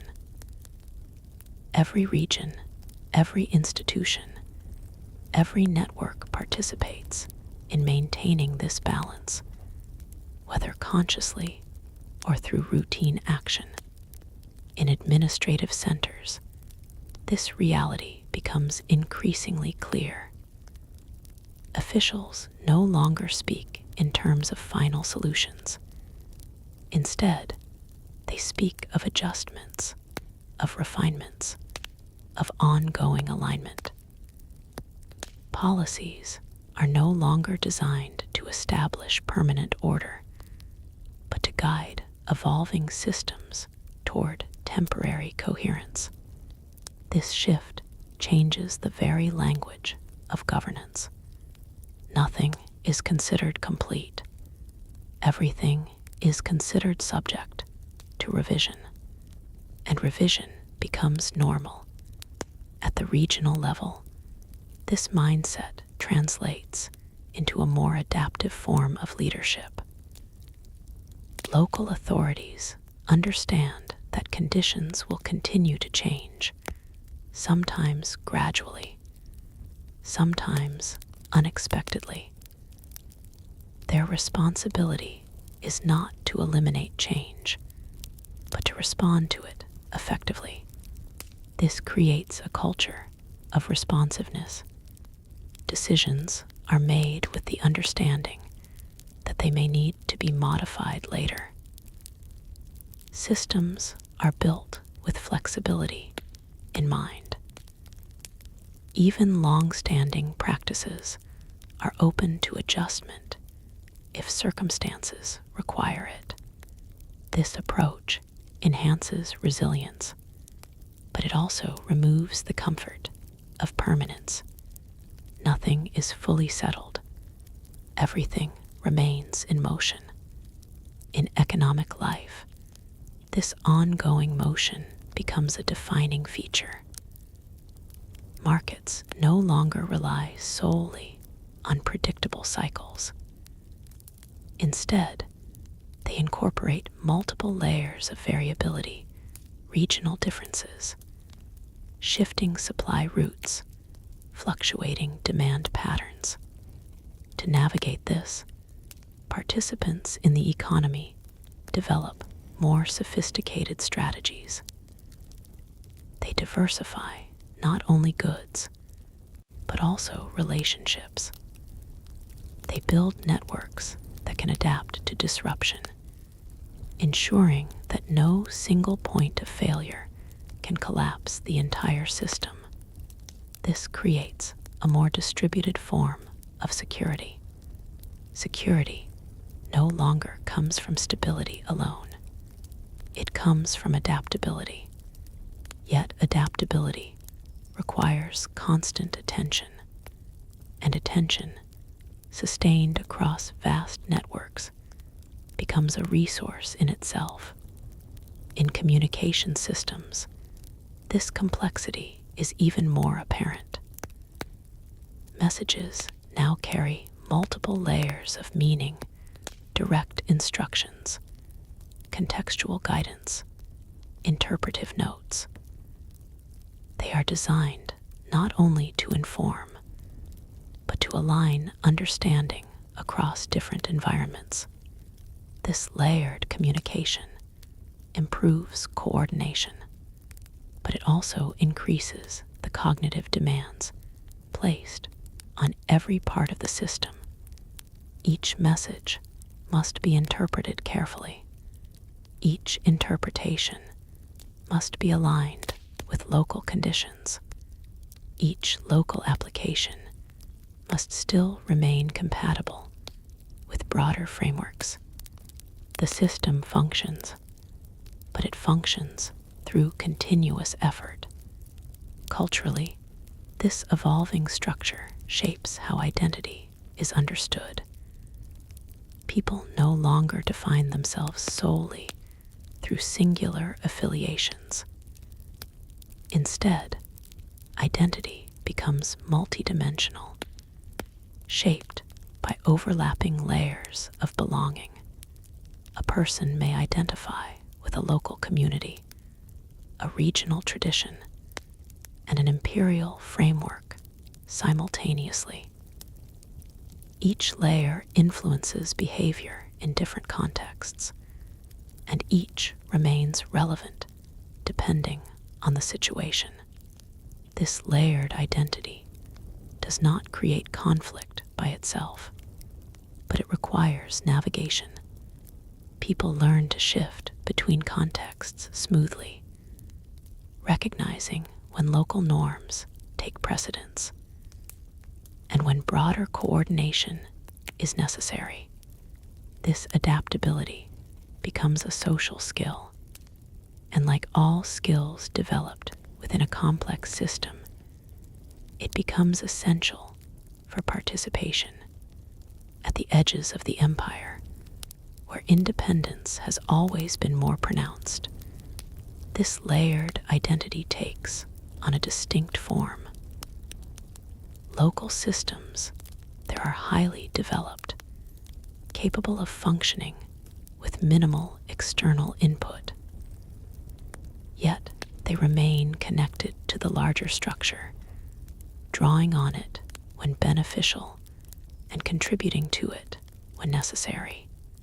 This creates a form of selective integration. Participation is not constant, It is strategic. This strategy strengthens local resilience while preserving broader connection, but it also reinforces the decentralized nature of the empire. The center observes these developments and continues to adapt its role. Rather than enforcing uniformity, it focuses on maintaining coherence across diversity. Its primary function becomes ensuring that different systems remain compatible enough to interact effectively. This involves maintaining shared standards, coordinating communication protocols, and supporting frameworks that allow variation without fragmentation. The center becomes less of a controller and more of a coordinator. This transformation is subtle but profound. It reflects a shift in the nature of power within the empire. Power is no longer concentrated in directive authority alone. It is distributed across networks of coordination, feedback, and adaptation. Each part of the system holds a portion of influence, and influence must be exercised in alignment with others to be effective. This distributed structure enhances resilience, but it also increases dependency on cooperation. Without cooperation, alignment weakens. Without alignment, coherence becomes difficult to maintain. Despite this, the empire continues to function at a remarkable scale. Its networks remain extensive, its systems deeply interconnected, its capacity for coordination still impressive. But the conditions under which it operates have fundamentally changed.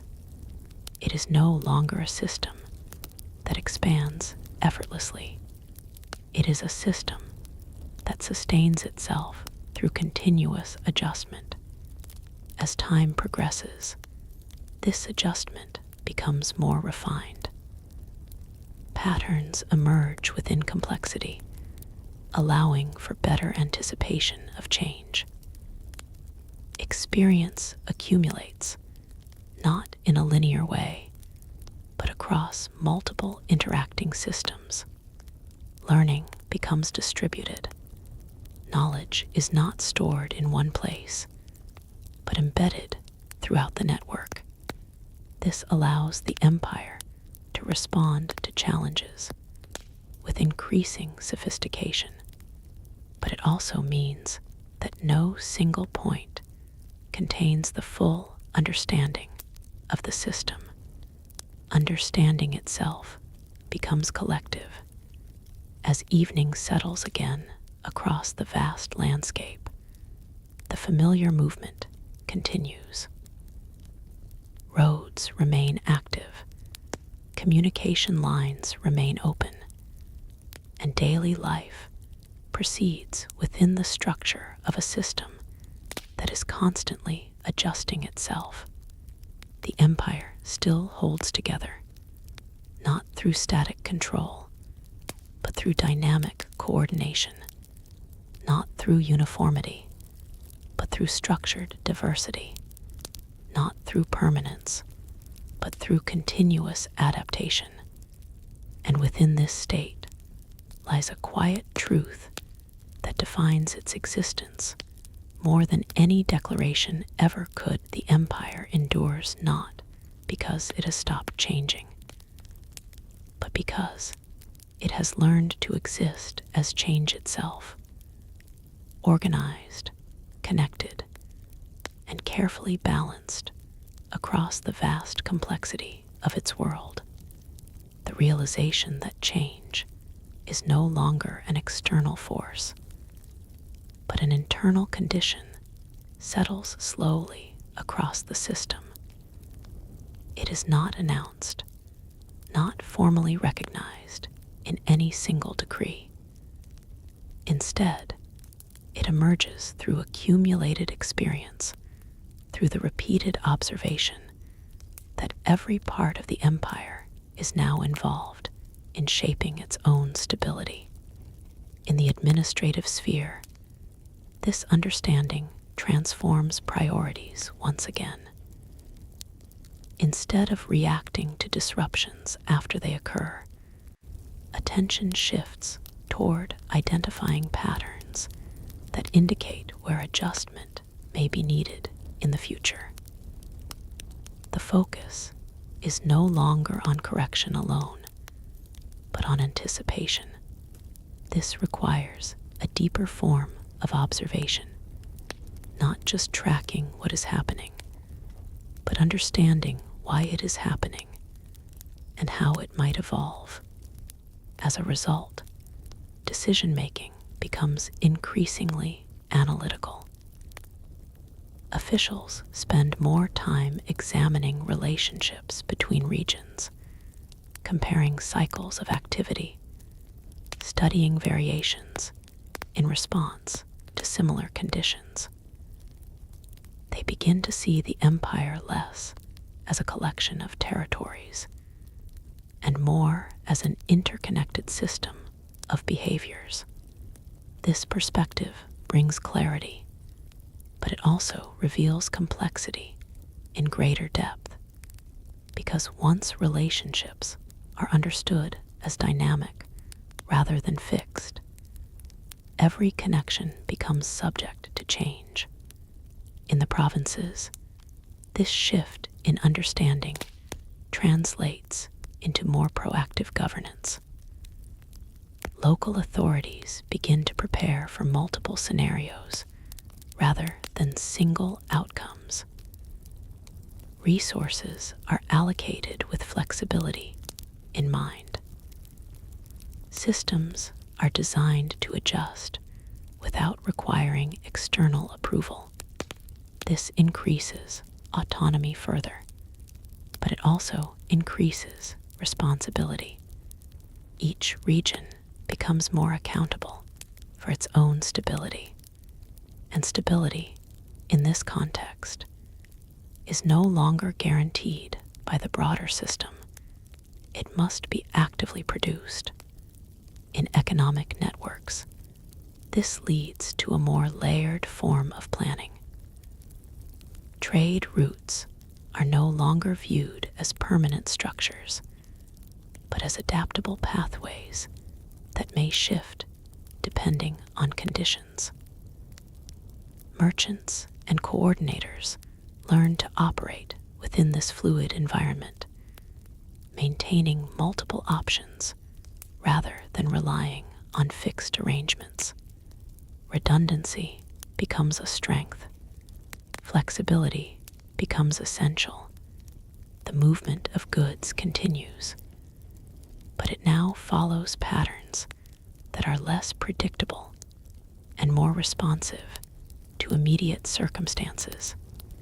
This responsiveness improves resilience during disruption, but it also makes long-term forecasting more difficult.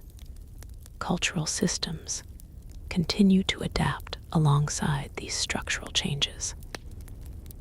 Identity becomes even more deeply layered, shaped by overlapping affiliations that influence behavior in different contexts. People no longer rely on a single framework to define their place in the world. Instead, they navigate between multiple frameworks, each relevant in different situations.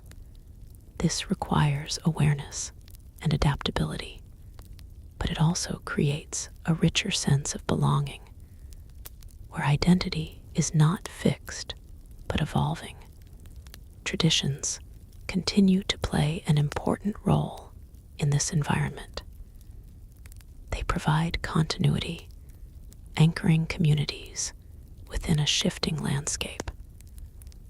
However, even traditions are now interpreted with greater flexibility.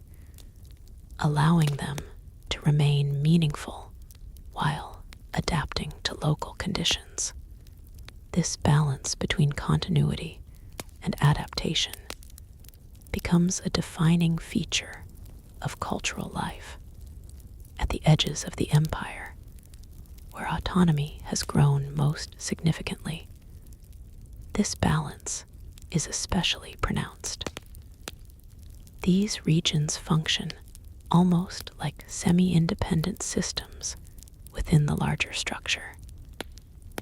They maintain strong internal cohesion while selectively engaging with broader networks when it is beneficial.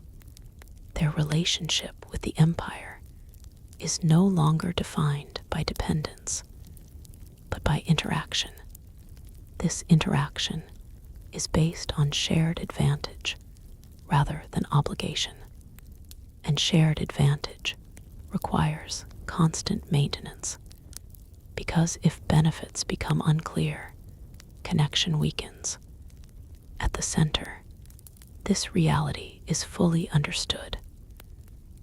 Efforts to maintain cohesion increasingly focus on ensuring that participation in the larger system remains valuable. Infrastructure, communication frameworks, and economic integration are all maintained not through force, but through relevance. The center's role becomes one of facilitation. It enables coordination rather than dictates it. This shift reflects a deeper transformation in how authority operates across the empire.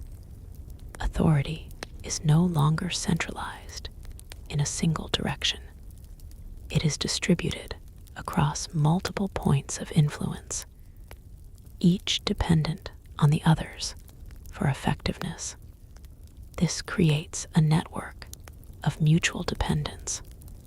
No single part can function fully without the others, yet no single part controls the whole. This structure is both stable and fragile. Stable because it is supported by many interconnected systems. Fragile because disruption in one area can propagate through the network in unexpected ways. Managing this requires continuous observation and adjustment has become the empire's defining activity. Over time, this continuous adjustment becomes normalized. It is no longer seen as a response to instability, but as the natural state of the system. Stability is understood not as absence of change, but as the ability to manage it effectively. This redefinition changes expectations at every level. People no longer expect conditions to remain constant. They expect conditions to evolve, and they expect systems to evolve with them. In daily life, this expectation shapes behavior in subtle but consistent ways. Planning becomes flexible. Decision-making incorporates multiple contingencies. Even long-term goals are approached with awareness that circumstances may shift. This does not reduce ambition. It reframes it. Ambition is no longer about achieving fixed outcomes. It is about navigating changing conditions successfully. As time continues, the empire remains remarkably intact. Its networks still span vast distances. Its systems still support millions of lives. Its influence still extends across diverse regions. But the nature of its cohesion has changed fundamentally. It is no longer maintained through simplicity. It is maintained through complexity. not controlled from a single point, but coordinated across many, not static, but continuously adaptive. As night falls once more, the familiar movement continues across roads and routes that bind distant regions together. Messages are exchanged, goods are transported, decisions are implemented, all within a system that now operates through constant awareness of its own variability. The empire endures, not because it resists change, but because it has become structured around it. And in that structure lies both its greatest strength and its most subtle vulnerability, a balance that must be continuously maintained, not through certainty, but through the ongoing ability to adapt without losing connection, to evolve without dissolving, and to remain whole even as every part of it continues to move. What emerges next is not disruption, but refinement under pressure. The system, already accustomed to constant adjustment, begins to develop deeper internal layers of coordination. Instead of broad responses to broad conditions, it moves toward highly specific responses tailored to localized realities. This increases precision, but also increases the distance between different parts of the empire in terms of experience. In governance, this is reflected in a more specialized form of administration. Officials no longer operate with a uniform set of expectations. Their responsibilities are shaped by the particular needs of their regions, which vary significantly depending on geography, population structure, trade access, and historical development. As a result, the role of an administrator becomes more contextual than ever before. Success is no longer measured by strict adherence to central models, but by the effectiveness of local outcomes within a shared framework. This allows for innovation, but it also means that performance is no longer easily comparable across regions. Evaluation becomes more interpretive, and interpretation introduces subjectivity. This subjectivity does not weaken the system outright, but it changes how consistency is understood. Instead of identical results, consistency now refers to alignment of goals achieved through different methods. This conceptual shift is significant because it allows diversity to exist without being seen as deviation. In economic structures, specialization becomes more pronounced. Regions begin to focus on particular strengths, refining production, trade, or resource management based on local advantages. This specialization improves efficiency within regions, but increases interdependence between them. No single region is fully self-sufficient in every aspect. Each relies on others in different ways. This creates a web of mutual reliance that strengthens overall resilience, but it also increases sensitivity to disruption, because when one part of the network experiences strain, the effects can ripple outward in complex patterns. To manage this, coordination mechanisms become more sophisticated.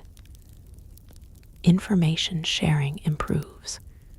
Predictive analysis becomes more common, and resource distribution is planned with greater awareness of interconnections. Yet even with these improvements, uncertainty remains a constant factor because the system is too large, too varied, and too dynamic to be fully predictable. In communication systems, this leads to an emphasis on layered understanding. Messages are not only transmitted, but also contextualized for different audiences. The same directive may carry different explanatory notes depending on where it is received, ensuring that meaning is preserved despite variation. This improves clarity locally, but it also increases the workload of interpretation. Every level of the system must engage in translation, not just of language, but of intent, relevance, and application. Over time, this makes communication both more robust and more complex. Cultural expression continues to reflect these structural realities. Regional identities strengthen further, but within a shared awareness of connection. Communities take pride in their distinctiveness while still recognizing their place within a broader whole. This dual awareness becomes normal. People understand themselves as part of multiple overlapping systems simultaneously. Their identity is not singular, but relational. It is defined by position within a network, not by isolation from it. This creates a more flexible sense of belonging, but it also requires continuous negotiation of meaning. At the outer regions of the empire, where independence has become more functional than symbolic, this negotiation is especially visible. Local systems, there are highly capable, often innovating solutions that are later adopted elsewhere. Their contribution to the broader structure is significant, but not dependent. They engage when it is useful. They operate independently when necessary. This selective engagement strengthens their resilience, but it also reinforces the idea that the empire is not a single entity, but a coordinated set of systems. At the center, this reality is fully acknowledged. The focus shifts further toward maintaining coherence rather than enforcing uniformity. Shared frameworks become the primary tool of integration, standards, protocols, and principles that allow different systems to interact without requiring them to be identical. This approach is effective. It preserves connection while allowing diversity, but it requires constant upkeep because frameworks must evolve alongside the systems they connect. If they remain static, they become misaligned, and misalignment leads to friction. Friction does not immediately disrupt the empire, but it increases the effort required to maintain coordination. Over time, this effort becomes one of the defining characteristics of the system. The empire is no longer sustained by structure alone. It is sustained by continuous alignment. This alignment is not enforced from a single point. It is maintained through interaction across the network.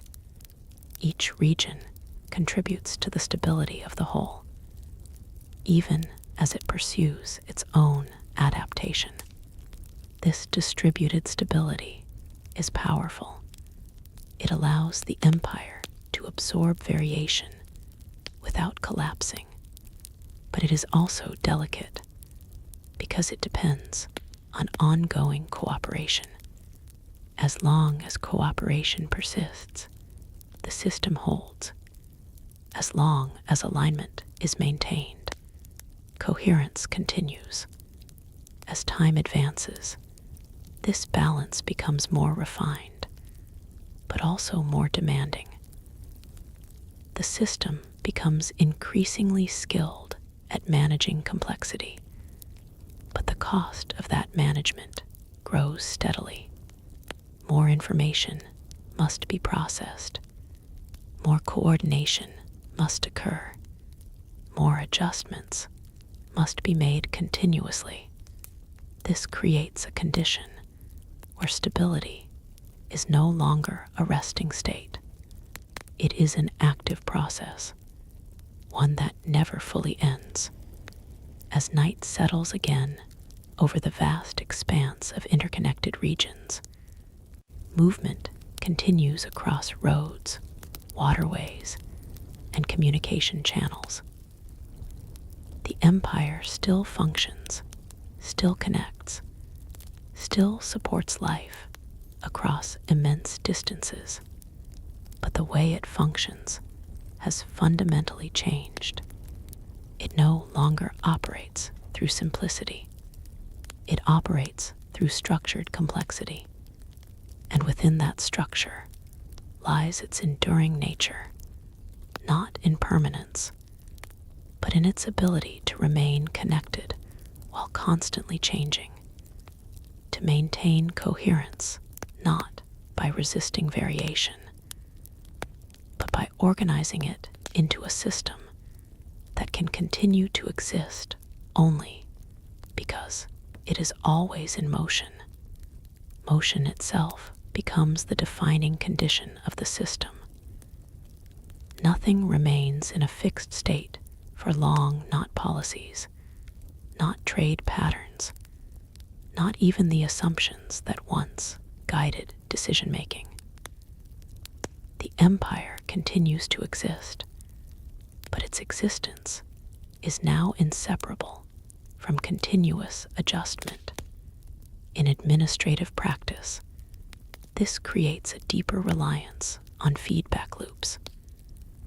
Decisions are no longer made and left to unfold passively.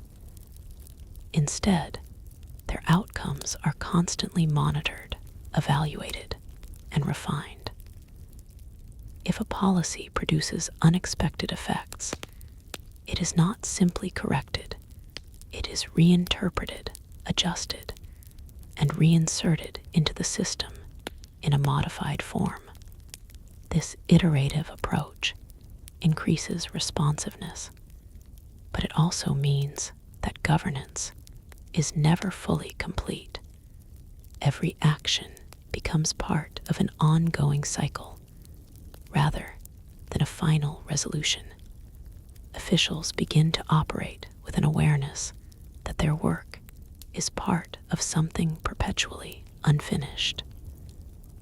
This changes not only how they act, but how they think. Certainty becomes less important than adaptability.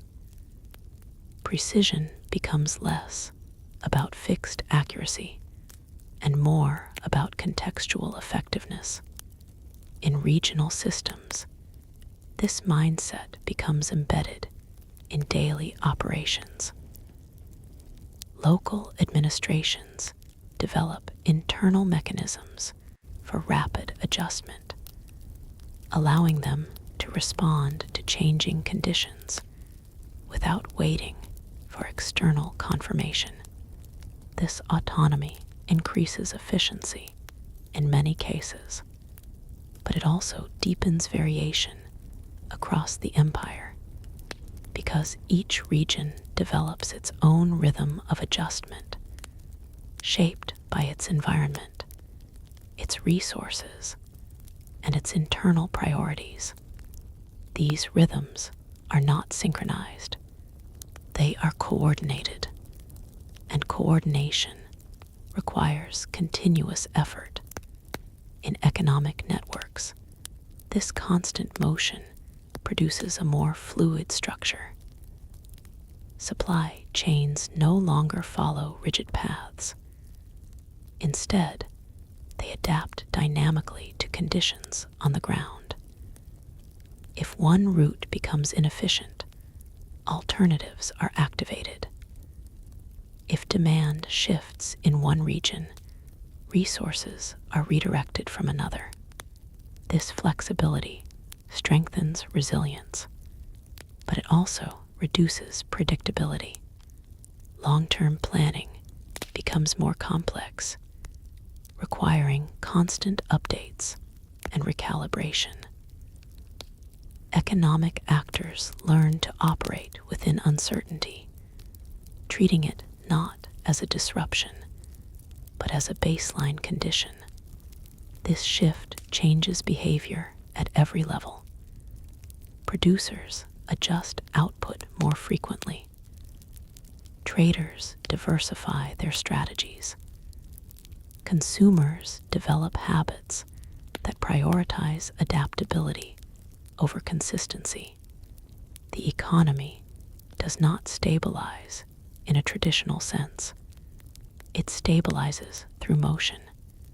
Communication systems reflect this same transformation.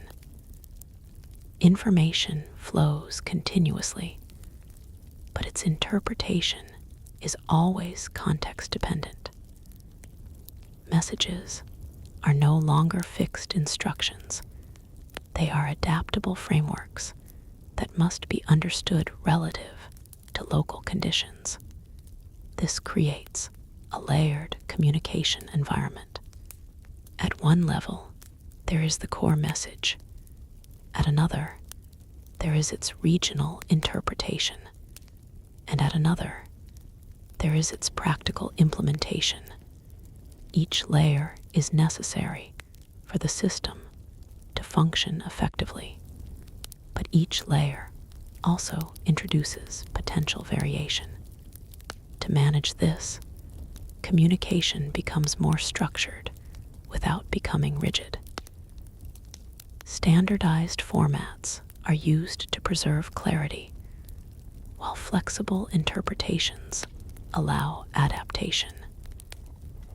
This balance is delicate and must be maintained continuously. Culturally, the empire continues to reflect this layered complexity. Shared identity persists, but it is expressed differently across regions. Instead of uniform cultural expression, there is a spectrum of related but distinct practices.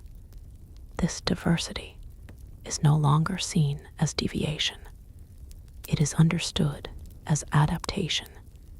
Each cultural form represents a response to specific conditions, while still belonging to a larger interconnected system. This creates a cultural landscape that is both unified and differentiated at the same time. People navigate this landscape with increasing awareness. They understand that identity is not singular, but situational. The way they present themselves may shift depending on context, local, regional, or imperial. This flexibility becomes an essential skill for participation in the system. At the outer edges, where autonomy is most developed, this situational identity becomes particularly pronounced. These regions operate with strong internal coherence, but their engagement with the broader empire is selective and strategic. They participate in shared systems when it provides clear benefits. They rely on internal systems when independence is more effective. This selective integration creates a balance that is both stable and dynamic. Stable because connections remain intact. Dynamic because those connections are continuously negotiated. At the center, this reality shapes how governance is conceptualized. Authority is no longer about directing uniform action across all regions. Instead, it becomes about maintaining alignment across diverse and adaptive systems. This requires a shift from command to coordination, from enforcement to facilitation, from uniformity to compatibility.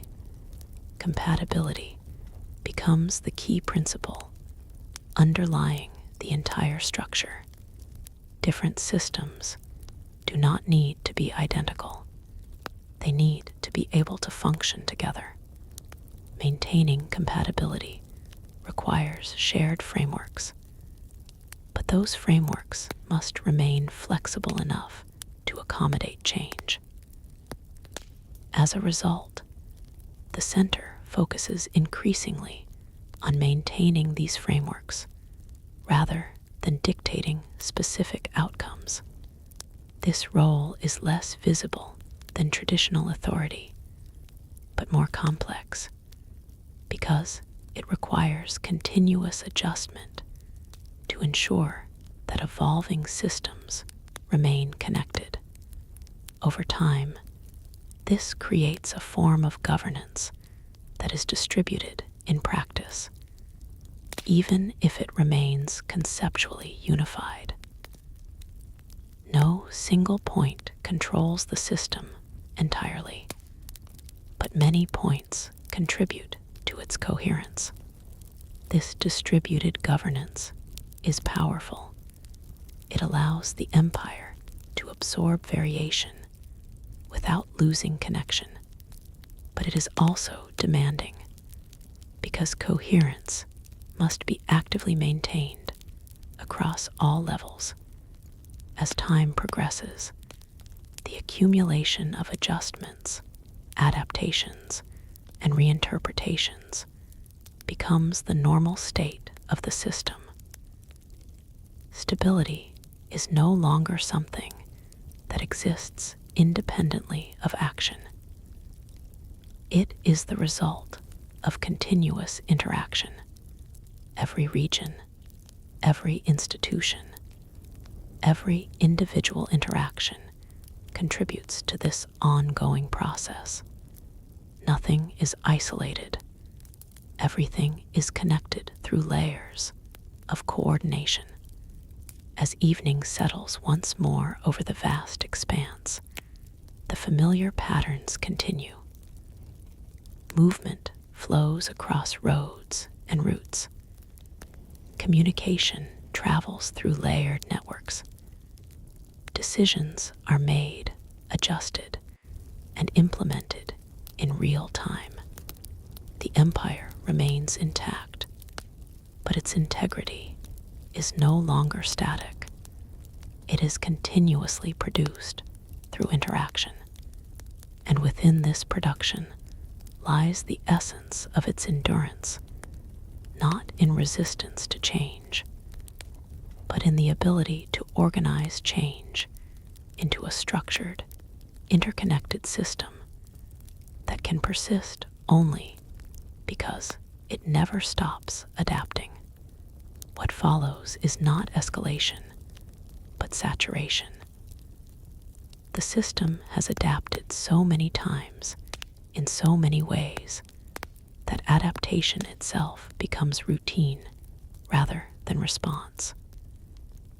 The empire continues to function, yet the space between decision and outcome feels increasingly filled with layers of adjustment that no single center can fully observe at once. In administrative practice, this creates a subtle shift in focus. Attention moves away from isolated decisions and toward the behavior of the system as a whole. Officials begin to study patterns not as fixed structures, but as flowing tendencies. Instead of asking what a region is doing, they ask how it is changing over time. This temporal perspective becomes essential because static analysis is no longer sufficient. Everything must be understood in motion. Reports are now compared across cycles rather than moments. A single event carries less meaning than the sequence it belongs to. This approach reveals deeper trends, but it also makes governance more abstract. Decisions are increasingly based on interpretation of movement rather than direct observation of states. In regional governance, this leads to a more anticipatory style of management. Local administrators focus on early indicators rather than final outcomes. Small shifts in trade volume, minor delays in communication, or subtle changes in resource flow are treated as signals rather than anomalies.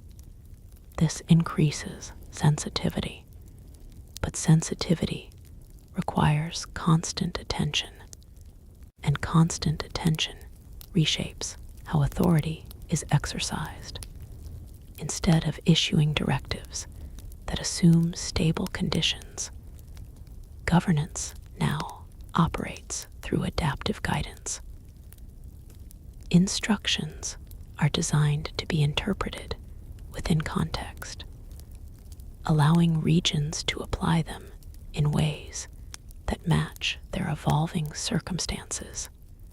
This preserves flexibility, but it also introduces divergence, because interpretation, once allowed, always varies.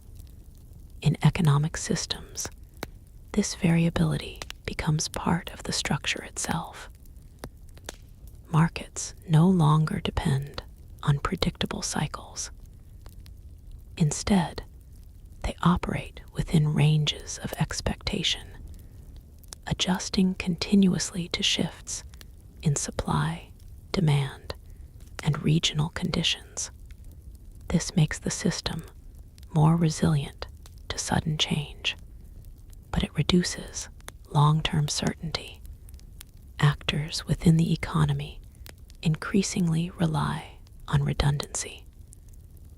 Multiple supply sources, alternative routes, diversified production methods. These are no longer strategic advantages alone, but necessary safeguards. Efficiency is no longer the primary goal. Continuity is, and continuity requires buffering against unpredictability. Communication networks evolve further to support this condition. Messages are now embedded with contextual markers that help recipients interpret intent across different environments. A single directive may contain multiple layers of guidance depending on how it is applied. This reduces misalignment, but it increases the cognitive complexity of every exchange. Understanding becomes a process rather than an instant, and this process must be repeated constantly. Cultural systems reflect this layered complexity in increasingly visible ways. Shared identity remains, but it is expressed through local variation that is no longer incidental, but structural. Each region develops its own interpretation of shared traditions, adapting them to local realities while maintaining symbolic connection to the broader system. This creates a network of related cultural forms rather than a single, unified expression. Unity becomes relational instead of uniform. People experience belonging in multiple dimensions simultaneously. They are part of their local community, their regional system, and the broader imperial framework. Each layer influences behavior differently depending on context. This flexibility strengthens adaptability, but it also requires continuous navigation because identity is no longer a fixed reference point. It is a dynamic position within a shifting network at the outer edges of the empire, where autonomy has become deeply embedded. This dynamic is most pronounced. Local systems, they operate with high degrees of internal coherence, often developing sophisticated mechanisms for self-regulation that rival central coordination in efficiency. Their connection to the empire remains active, but it is increasingly functional rather than structural. They engage when interaction provides value. They operate independently when internal systems are sufficient. This creates a balance that is both stable and fluid. Stable because relationships persist. Fluid because those relationships are continuously recalibrated. At the center, this evolution is fully recognized. The role of central authority continues to shift away from direct control and toward system-wide facilitation. The primary objective is no longer to unify all actions, but to ensure that diverse systems remain capable of interacting effectively. This requires maintaining shared frameworks that define compatibility rather than uniformity. These frameworks include standards of communication, coordination protocols, and baseline principles that allow different regions to interact without losing coherence. However, these frameworks must evolve alongside the systems they support. If they lag behind, they create friction. If they move too quickly, they create instability. Maintaining this balance becomes a continuous task, one that never fully concludes. Over time, this transforms governance into an ongoing process of alignment rather than discrete acts of control. The empire is no longer managed in moments of decision, but in continuous flows of adjustment. This changes the nature of authority itself. Authority becomes distributed across interactions rather than concentrated in commands. It is expressed through coordination rather than enforcement, through alignment rather than direction. This distributed form of governance is highly adaptive. It allows the empire to remain functional across vast differences in environment, culture, and economy, but it depends entirely on sustained cooperation, and cooperation must be maintained actively. As long as alignment persists, the system holds together. As long as interaction remains functional, coherence continues. As time advances, this condition becomes increasingly normalized. The empire does not perceive itself as transitioning anymore. Instead, it experiences continuous adaptation as its default state. Stability is no longer something achieved and preserved. It is something continuously produced. Every interaction contributes to it. Every adjustment reinforces it. Every deviation must be integrated or managed. This creates a system that is remarkably resilient, but also inherently demanding, because nothing remains settled. Everything remains active. As night once again covers the vast interconnected landscape, the familiar patterns continue without interruption. Movement persists across routes that connect distant regions. Communication flows through layered networks of interpretation and adaptation. Decisions are made, adjusted, and re-implemented in cycles that never fully end. The empire endures, not as a static structure, but as a continuously operating system of coordination. Its strength is no longer found in uniformity or permanence. It is found in its capacity to sustain connection across constant change, and within that capacity lies its defining characteristic: a civilization that does not resist motion, but organizes itself around it so completely that motion itself becomes the foundation of its existence, holding together a world that remains unified not because it is the same everywhere, but because it continues to adjust itself into coherence again and again, without ever fully stopping. What begins to emerge after sustained adaptation is a kind of structural fatigue, not collapse, not breakdown, but a quiet limitation in how quickly the system can continue to reconfigure itself. The empire still adjusts, still responds, still maintains coherence, but the space for effortless change gradually narrows. In administrative environments, this is first noticed as a delay in synthesis.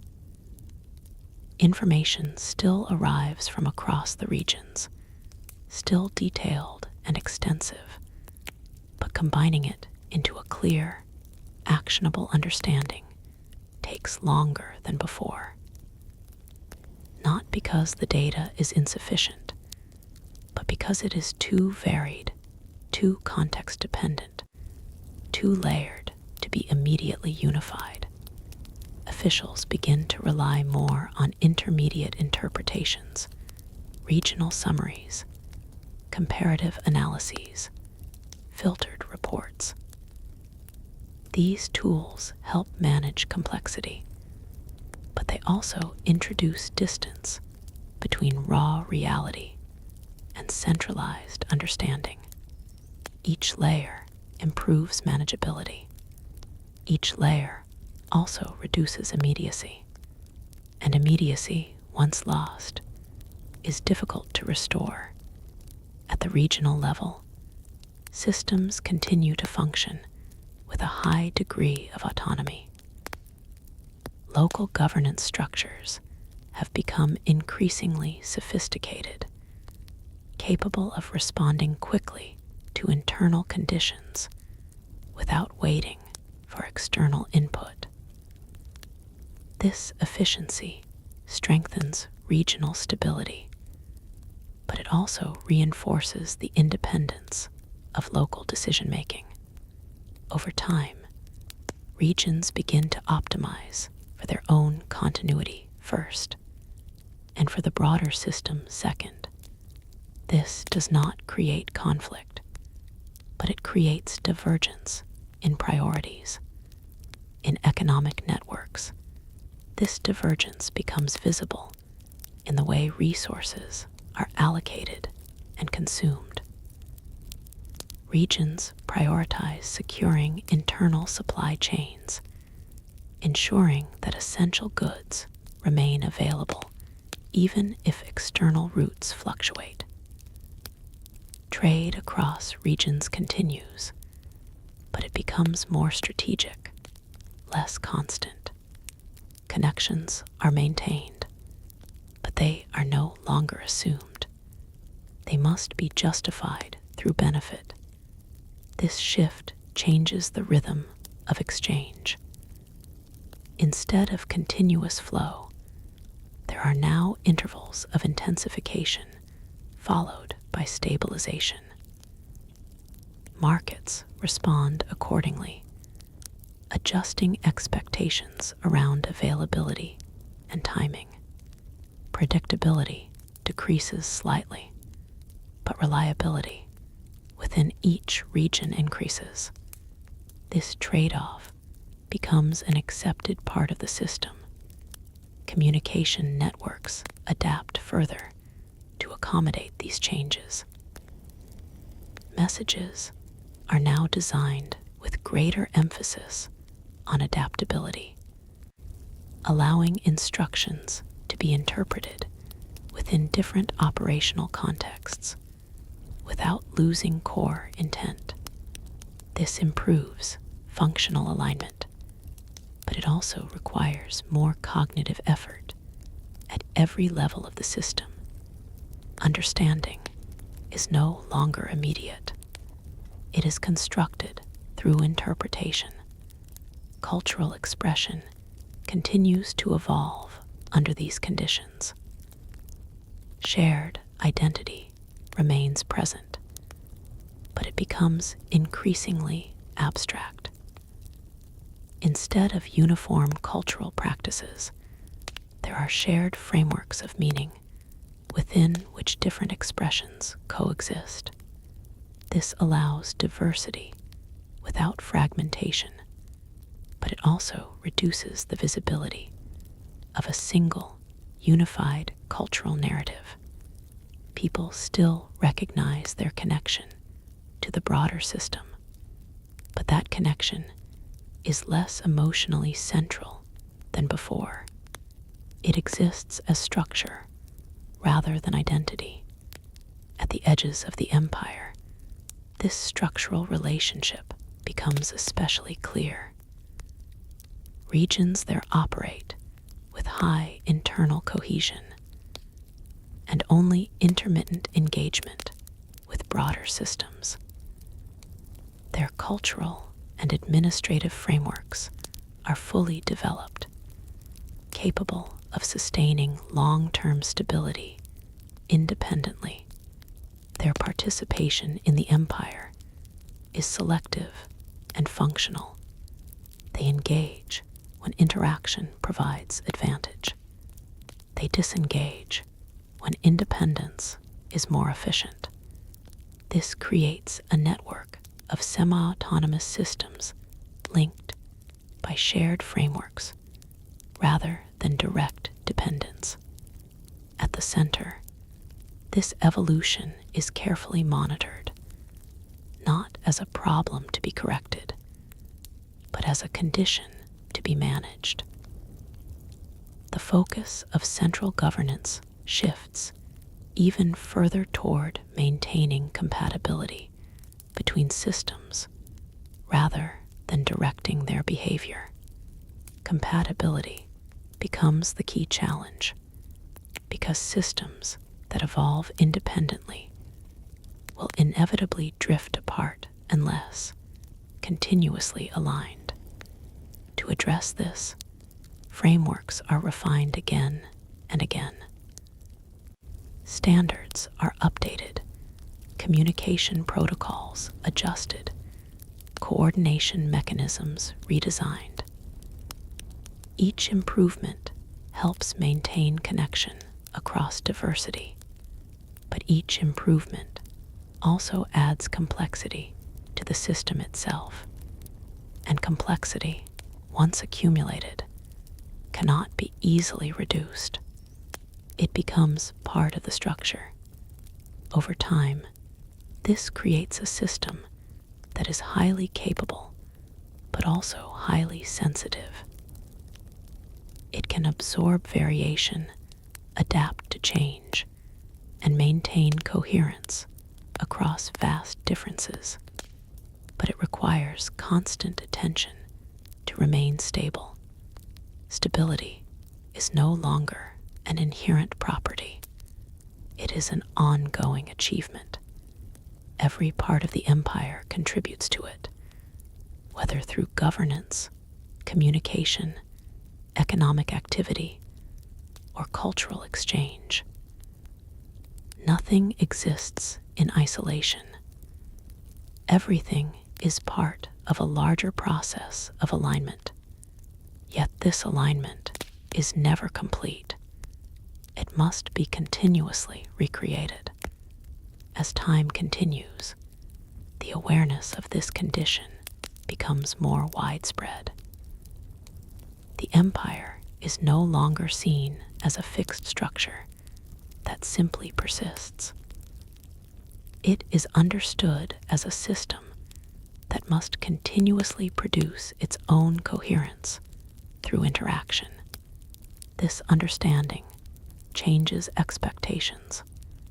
People no longer assume permanence. They assume adjustment. They expect variation, correction, and adaptation as normal aspects of system behavior.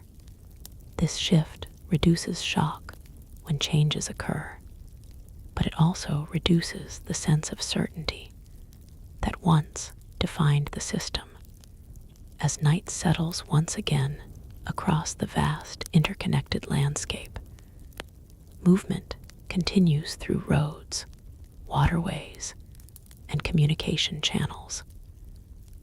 The empire remains operational, its systems still functioning across immense distances and diverse conditions, but the nature of its operation is now unmistakably clear.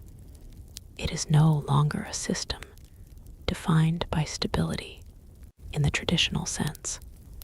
It is a system defined by continuous alignment under constant variation. And this condition, while sustainable, carries its own form of pressure. The need to maintain coherence without ever reaching final equilibrium, to operate without a fixed resting point, and to remain unified only through the ongoing effort of adaptation that never fully ends. What follows is not collapse, and not renewal in any dramatic sense, but a quiet tightening of constraints that shape how the system can continue to evolve. The empire still functions across its immense span, yet the flexibility that once defined its adaptability begins to encounter practical limits. In administrative centers, this becomes visible through an increasing focus on prioritization. Not everything can be adjusted at once. Not every variation can be accommodated immediately. Decisions that once moved in parallel now require sequencing. One change must be completed before another can begin. This introduces a subtle hierarchy within adaptation itself. Some adjustments are classified as urgent, others as stabilizing, others as long-term refinements. This categorization helps manage complexity, but it also slows the overall rhythm of response. The system remains capable, but its capacity is increasingly structured by constraint. At regional levels, the effects of this shift are interpreted differently depending on local conditions. In more stable areas, the added structure is welcomed as a way to reduce ambiguity. Clearer priorities help organize governance and resource allocation. In more dynamic regions, however, the constraints feel more noticeable. Local flexibility, once a defining strength, must now operate within clearer boundaries. Decisions that were once made independently may now require alignment with broader sequencing. This does not reduce autonomy, but it reshapes its expression. Autonomy becomes conditional rather than absolute. It exists within a framework of coordination that must be respected for the system to remain coherent. In economic networks, prioritization changes the flow of activity. Certain trade routes receive emphasis due to their strategic importance, while others operate on more flexible schedules. Resources are allocated not only based on demand, but also on systemic necessity. This creates a layered economy where importance is distributed across multiple criteria. Efficiency, stability, and resilience must now be balanced simultaneously. This balance is not static. It must be continuously recalculated. Merchants and coordinators adapt by developing more sophisticated planning methods. Instead of relying on fixed routes or predictable cycles, they operate within probability ranges, adjusting expectations based on shifting conditions. This increases adaptability, but it also reduces certainty in long-term planning. Communication systems reflect this same evolution. Messages are now structured with explicit prioritization markers, indicating not just content, but urgency, relevance, and dependency. This helps recipients understand how to process information within complex workflows. However, it also adds another layer of interpretation. Every message now carries both meaning and hierarchy. Understanding requires decoding both. Culturally, the empire continues to maintain its layered identity structure, but the emphasis shifts slightly toward consolidation within regions. Shared imperial identity remains present, but it is expressed less frequently in daily life compared to local identity. This does not indicate separation. It indicates localization of expression. People increasingly experience their immediate community as the primary context of belonging, while the broader imperial identity functions as a structural background rather than an active reference point. This shift is subtle but persistent. It reflects how large systems are often experienced from within, not as unified wholes, but as layered environments of interaction. At the outer regions, where autonomy has long been strongest, this structural condition becomes more pronounced. These regions operate with high efficiency within their own frameworks, while maintaining selective engagement with broader systems when necessary. Their internal coordination is often faster and more responsive than centralized processes.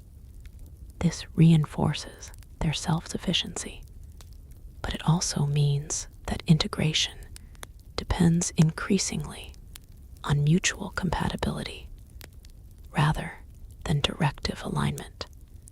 At the center, this reality is fully recognized. Governance continues to shift toward maintaining structural compatibility rather than direct control.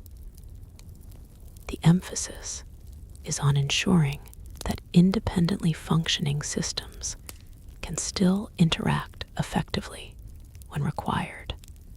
This involves maintaining shared protocols, standardized interfaces, and adaptive frameworks that can accommodate variation without breaking coherence. These mechanisms are effective, but they are also fragile in a specific sense. They depend on continuous maintenance. If coordination weakens, even slightly, divergence increases. If divergence increases too far, compatibility becomes harder to restore. This creates a condition where stability depends on constant effort across all levels of the system. Nothing remains stable on its own. Everything must be actively sustained. As time progresses, this reality becomes embedded in how the empire understands itself. Stability is no longer viewed as a baseline condition, but as a dynamic achievement produced through ongoing interaction. This understanding permeates governance, economy, communication, and culture alike. It becomes the implicit logic of the system. Every action contributes to maintaining coherence. Every deviation must be integrated or managed. Every adjustment becomes part of a continuous process rather than a discrete event. Despite this increasing complexity, the empire remains highly functional. Its systems continue to operate across vast distances. Its networks continue to connect diverse regions, and its populations continue to engage within a shared but flexible framework. However, the cost of maintaining this functionality is no longer invisible. It is present in every layer of operation, in the time required for coordination, in the effort needed for interpretation, in the constant recalibration of expectations. As evening once again spreads across the interconnected landscape, movement continues along established routes. Communication persists across layered networks. Decisions are implemented within structured sequences of priority and dependency. The empire remains intact, but its integrity is no longer effortless. It is maintained through continuous, distributed effort that spans every level of the system. And within that effort lies the quiet recognition that the system has reached a point where its continuation depends not on expansion or simplicity, but on the sustained ability to manage complexity without allowing it to exceed the boundaries of coherence that still hold the entire structure together, just barely, but consistently enough to endure. The system continues, but the awareness within it has shifted. What once felt like an empire defined by expansion, structure, and deliberate coordination now feels more like an inherited process, something maintained because it has always been maintained, and because no single interruption has been sufficient to end it. Yet, beneath that continuity, there is a gradual transformation in how coherence itself is understood. Coherence is no longer imagined as a single unified shape stretching across vast distance. It is now experienced as a series of overlapping continuities, each one locally maintained, each one connected through carefully preserved interfaces. The empire does not appear as one thing from within. It appears as many systems that still agree to move in relation to each other. This agreement is no longer enforced in the old sense. It is maintained through habit, through necessity, and through the recognition that separation would require more effort than connection. Even where differences have grown significant, the cost of disconnecting remains higher than the cost of staying aligned. So the system remains, not because it is singular, but because it is still useful. In administrative environments, the final evolution of governance becomes increasingly clear. Authority no longer flows in a straight line from center to edge. Instead, it circulates. Regions inform the center as much as the center informs regions. Decisions emerge from accumulated interaction rather than isolated command. The center becomes a place where coherence is observed, recorded, and gently adjusted rather than imposed. This does not reduce importance. It changes function. The center becomes less like a source and more like a mirror, reflecting the state of the system back to itself, identifying distortions and offering recalibration when necessary. Its power lies not in direction, but in recognition. Recognition of imbalance, recognition of drift, recognition of connection that still holds, and connection that is weakening. At the regional level, this reciprocal structure becomes fully normalized. Regions no longer wait for instruction to validate action. They act, and through action they generate data that feeds back into the broader system. In this way, governance becomes continuous dialogue rather than episodic command. And within this dialogue, a subtle stability persists. Not the stability of sameness, but the stability of repeated adjustment. In economic life, this final stage of evolution produces a system that is highly adaptive, but also highly dependent on timing. Synchronization becomes more important than uniformity. Different regions do not need to operate in the same way. They need to adjust in ways that allow their outputs to align at critical points of exchange. This creates a rhythm across the empire that is no longer centralized, but distributed in phases. Some regions accelerate while others stabilize. Some expand activity while others consolidate. The system breathes in patterns rather than in a single pulse. Trade continues within this rhythm, but it is now deeply contextual. Value is not fixed universally. It is negotiated through alignment between systems at the moment of exchange.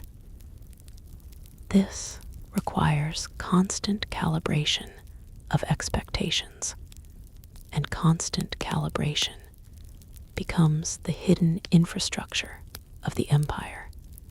Communication systems, too, reach their most refined state. Messages are no longer simply layered with meaning and priority.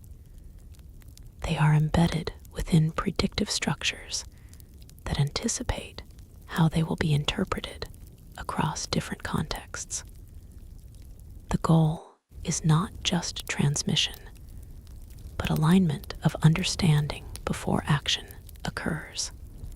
This reduces friction, but it also increases dependency on shared interpretive frameworks. If those frameworks weaken, communication remains intact, but meaning begins to diverge. And divergence, in a system built on coordination rather than control, is the first step toward structural drift. Cultural identity in this final stage becomes deeply internalized at local levels, while remaining symbolically connected at broader levels. The empire is no longer experienced as a central identity that overrides all others. It is experienced as a background structure that allows local identities to remain stable without isolation. People no longer think of belonging as a single state. They think of it as layered participation. They belong where they act, where they interact, and where their actions produce continuity with others. At the outermost edges, where autonomy is most complete, the empire exists almost entirely as an interface system. These regions interact with it when beneficial, disengage when necessary, and maintain internal systems that are fully capable of independent operation. Yet even here, complete separation does not occur, because historical alignment still carries weight, because systems that once co-evolved remain partially dependent on shared standards, because even independence is structured by previous connection. At the center, the final realization is neither dramatic nor abrupt. It is a quiet understanding that the empire is no longer a single governing entity in the traditional sense. It is a maintained field of relationships, economic, administrative, cultural, and communicative, that persist because they continue to produce mutual advantage. There is no single point of control. There is no final directive. There is only continuous maintenance of compatibility. And compatibility is fragile, but persistent as long as it is cared for. Over time, even the idea of empire begins to lose its earlier meaning. It no longer refers to expansion or dominance. It refers instead to structured interdependence across vast space. A system in which many parts remain distinct, but not disconnected. What once required centralized direction now exists through distributed agreement. What once relied on uniform structure now relies on shared adaptability. And what once was maintained through expansion is now sustained through equilibrium. As the cycle continues, the system does not resolve into simplicity. It does not return to an earlier form. Instead, it settles into a long-duration balance where change and continuity are no longer opposites, but partners in the same process. Nothing is final. Nothing is static. Yet nothing fully breaks. The empire, as it now exists, is not remembered in a single moment of creation, or decline. It is recognized in its persistence across countless small adjustments that never stop occurring. Each adjustment is minor on its own. Together, they form continuity, and that continuity is what remains, not as a fixed structure, but as an ongoing condition, quiet, distributed, and sustained, only because every part of it continues, without interruption, to remain connected just enough to ensure that the whole still functions, still aligns, and still quietly holds its world together, without ever needing to declare that it is doing so.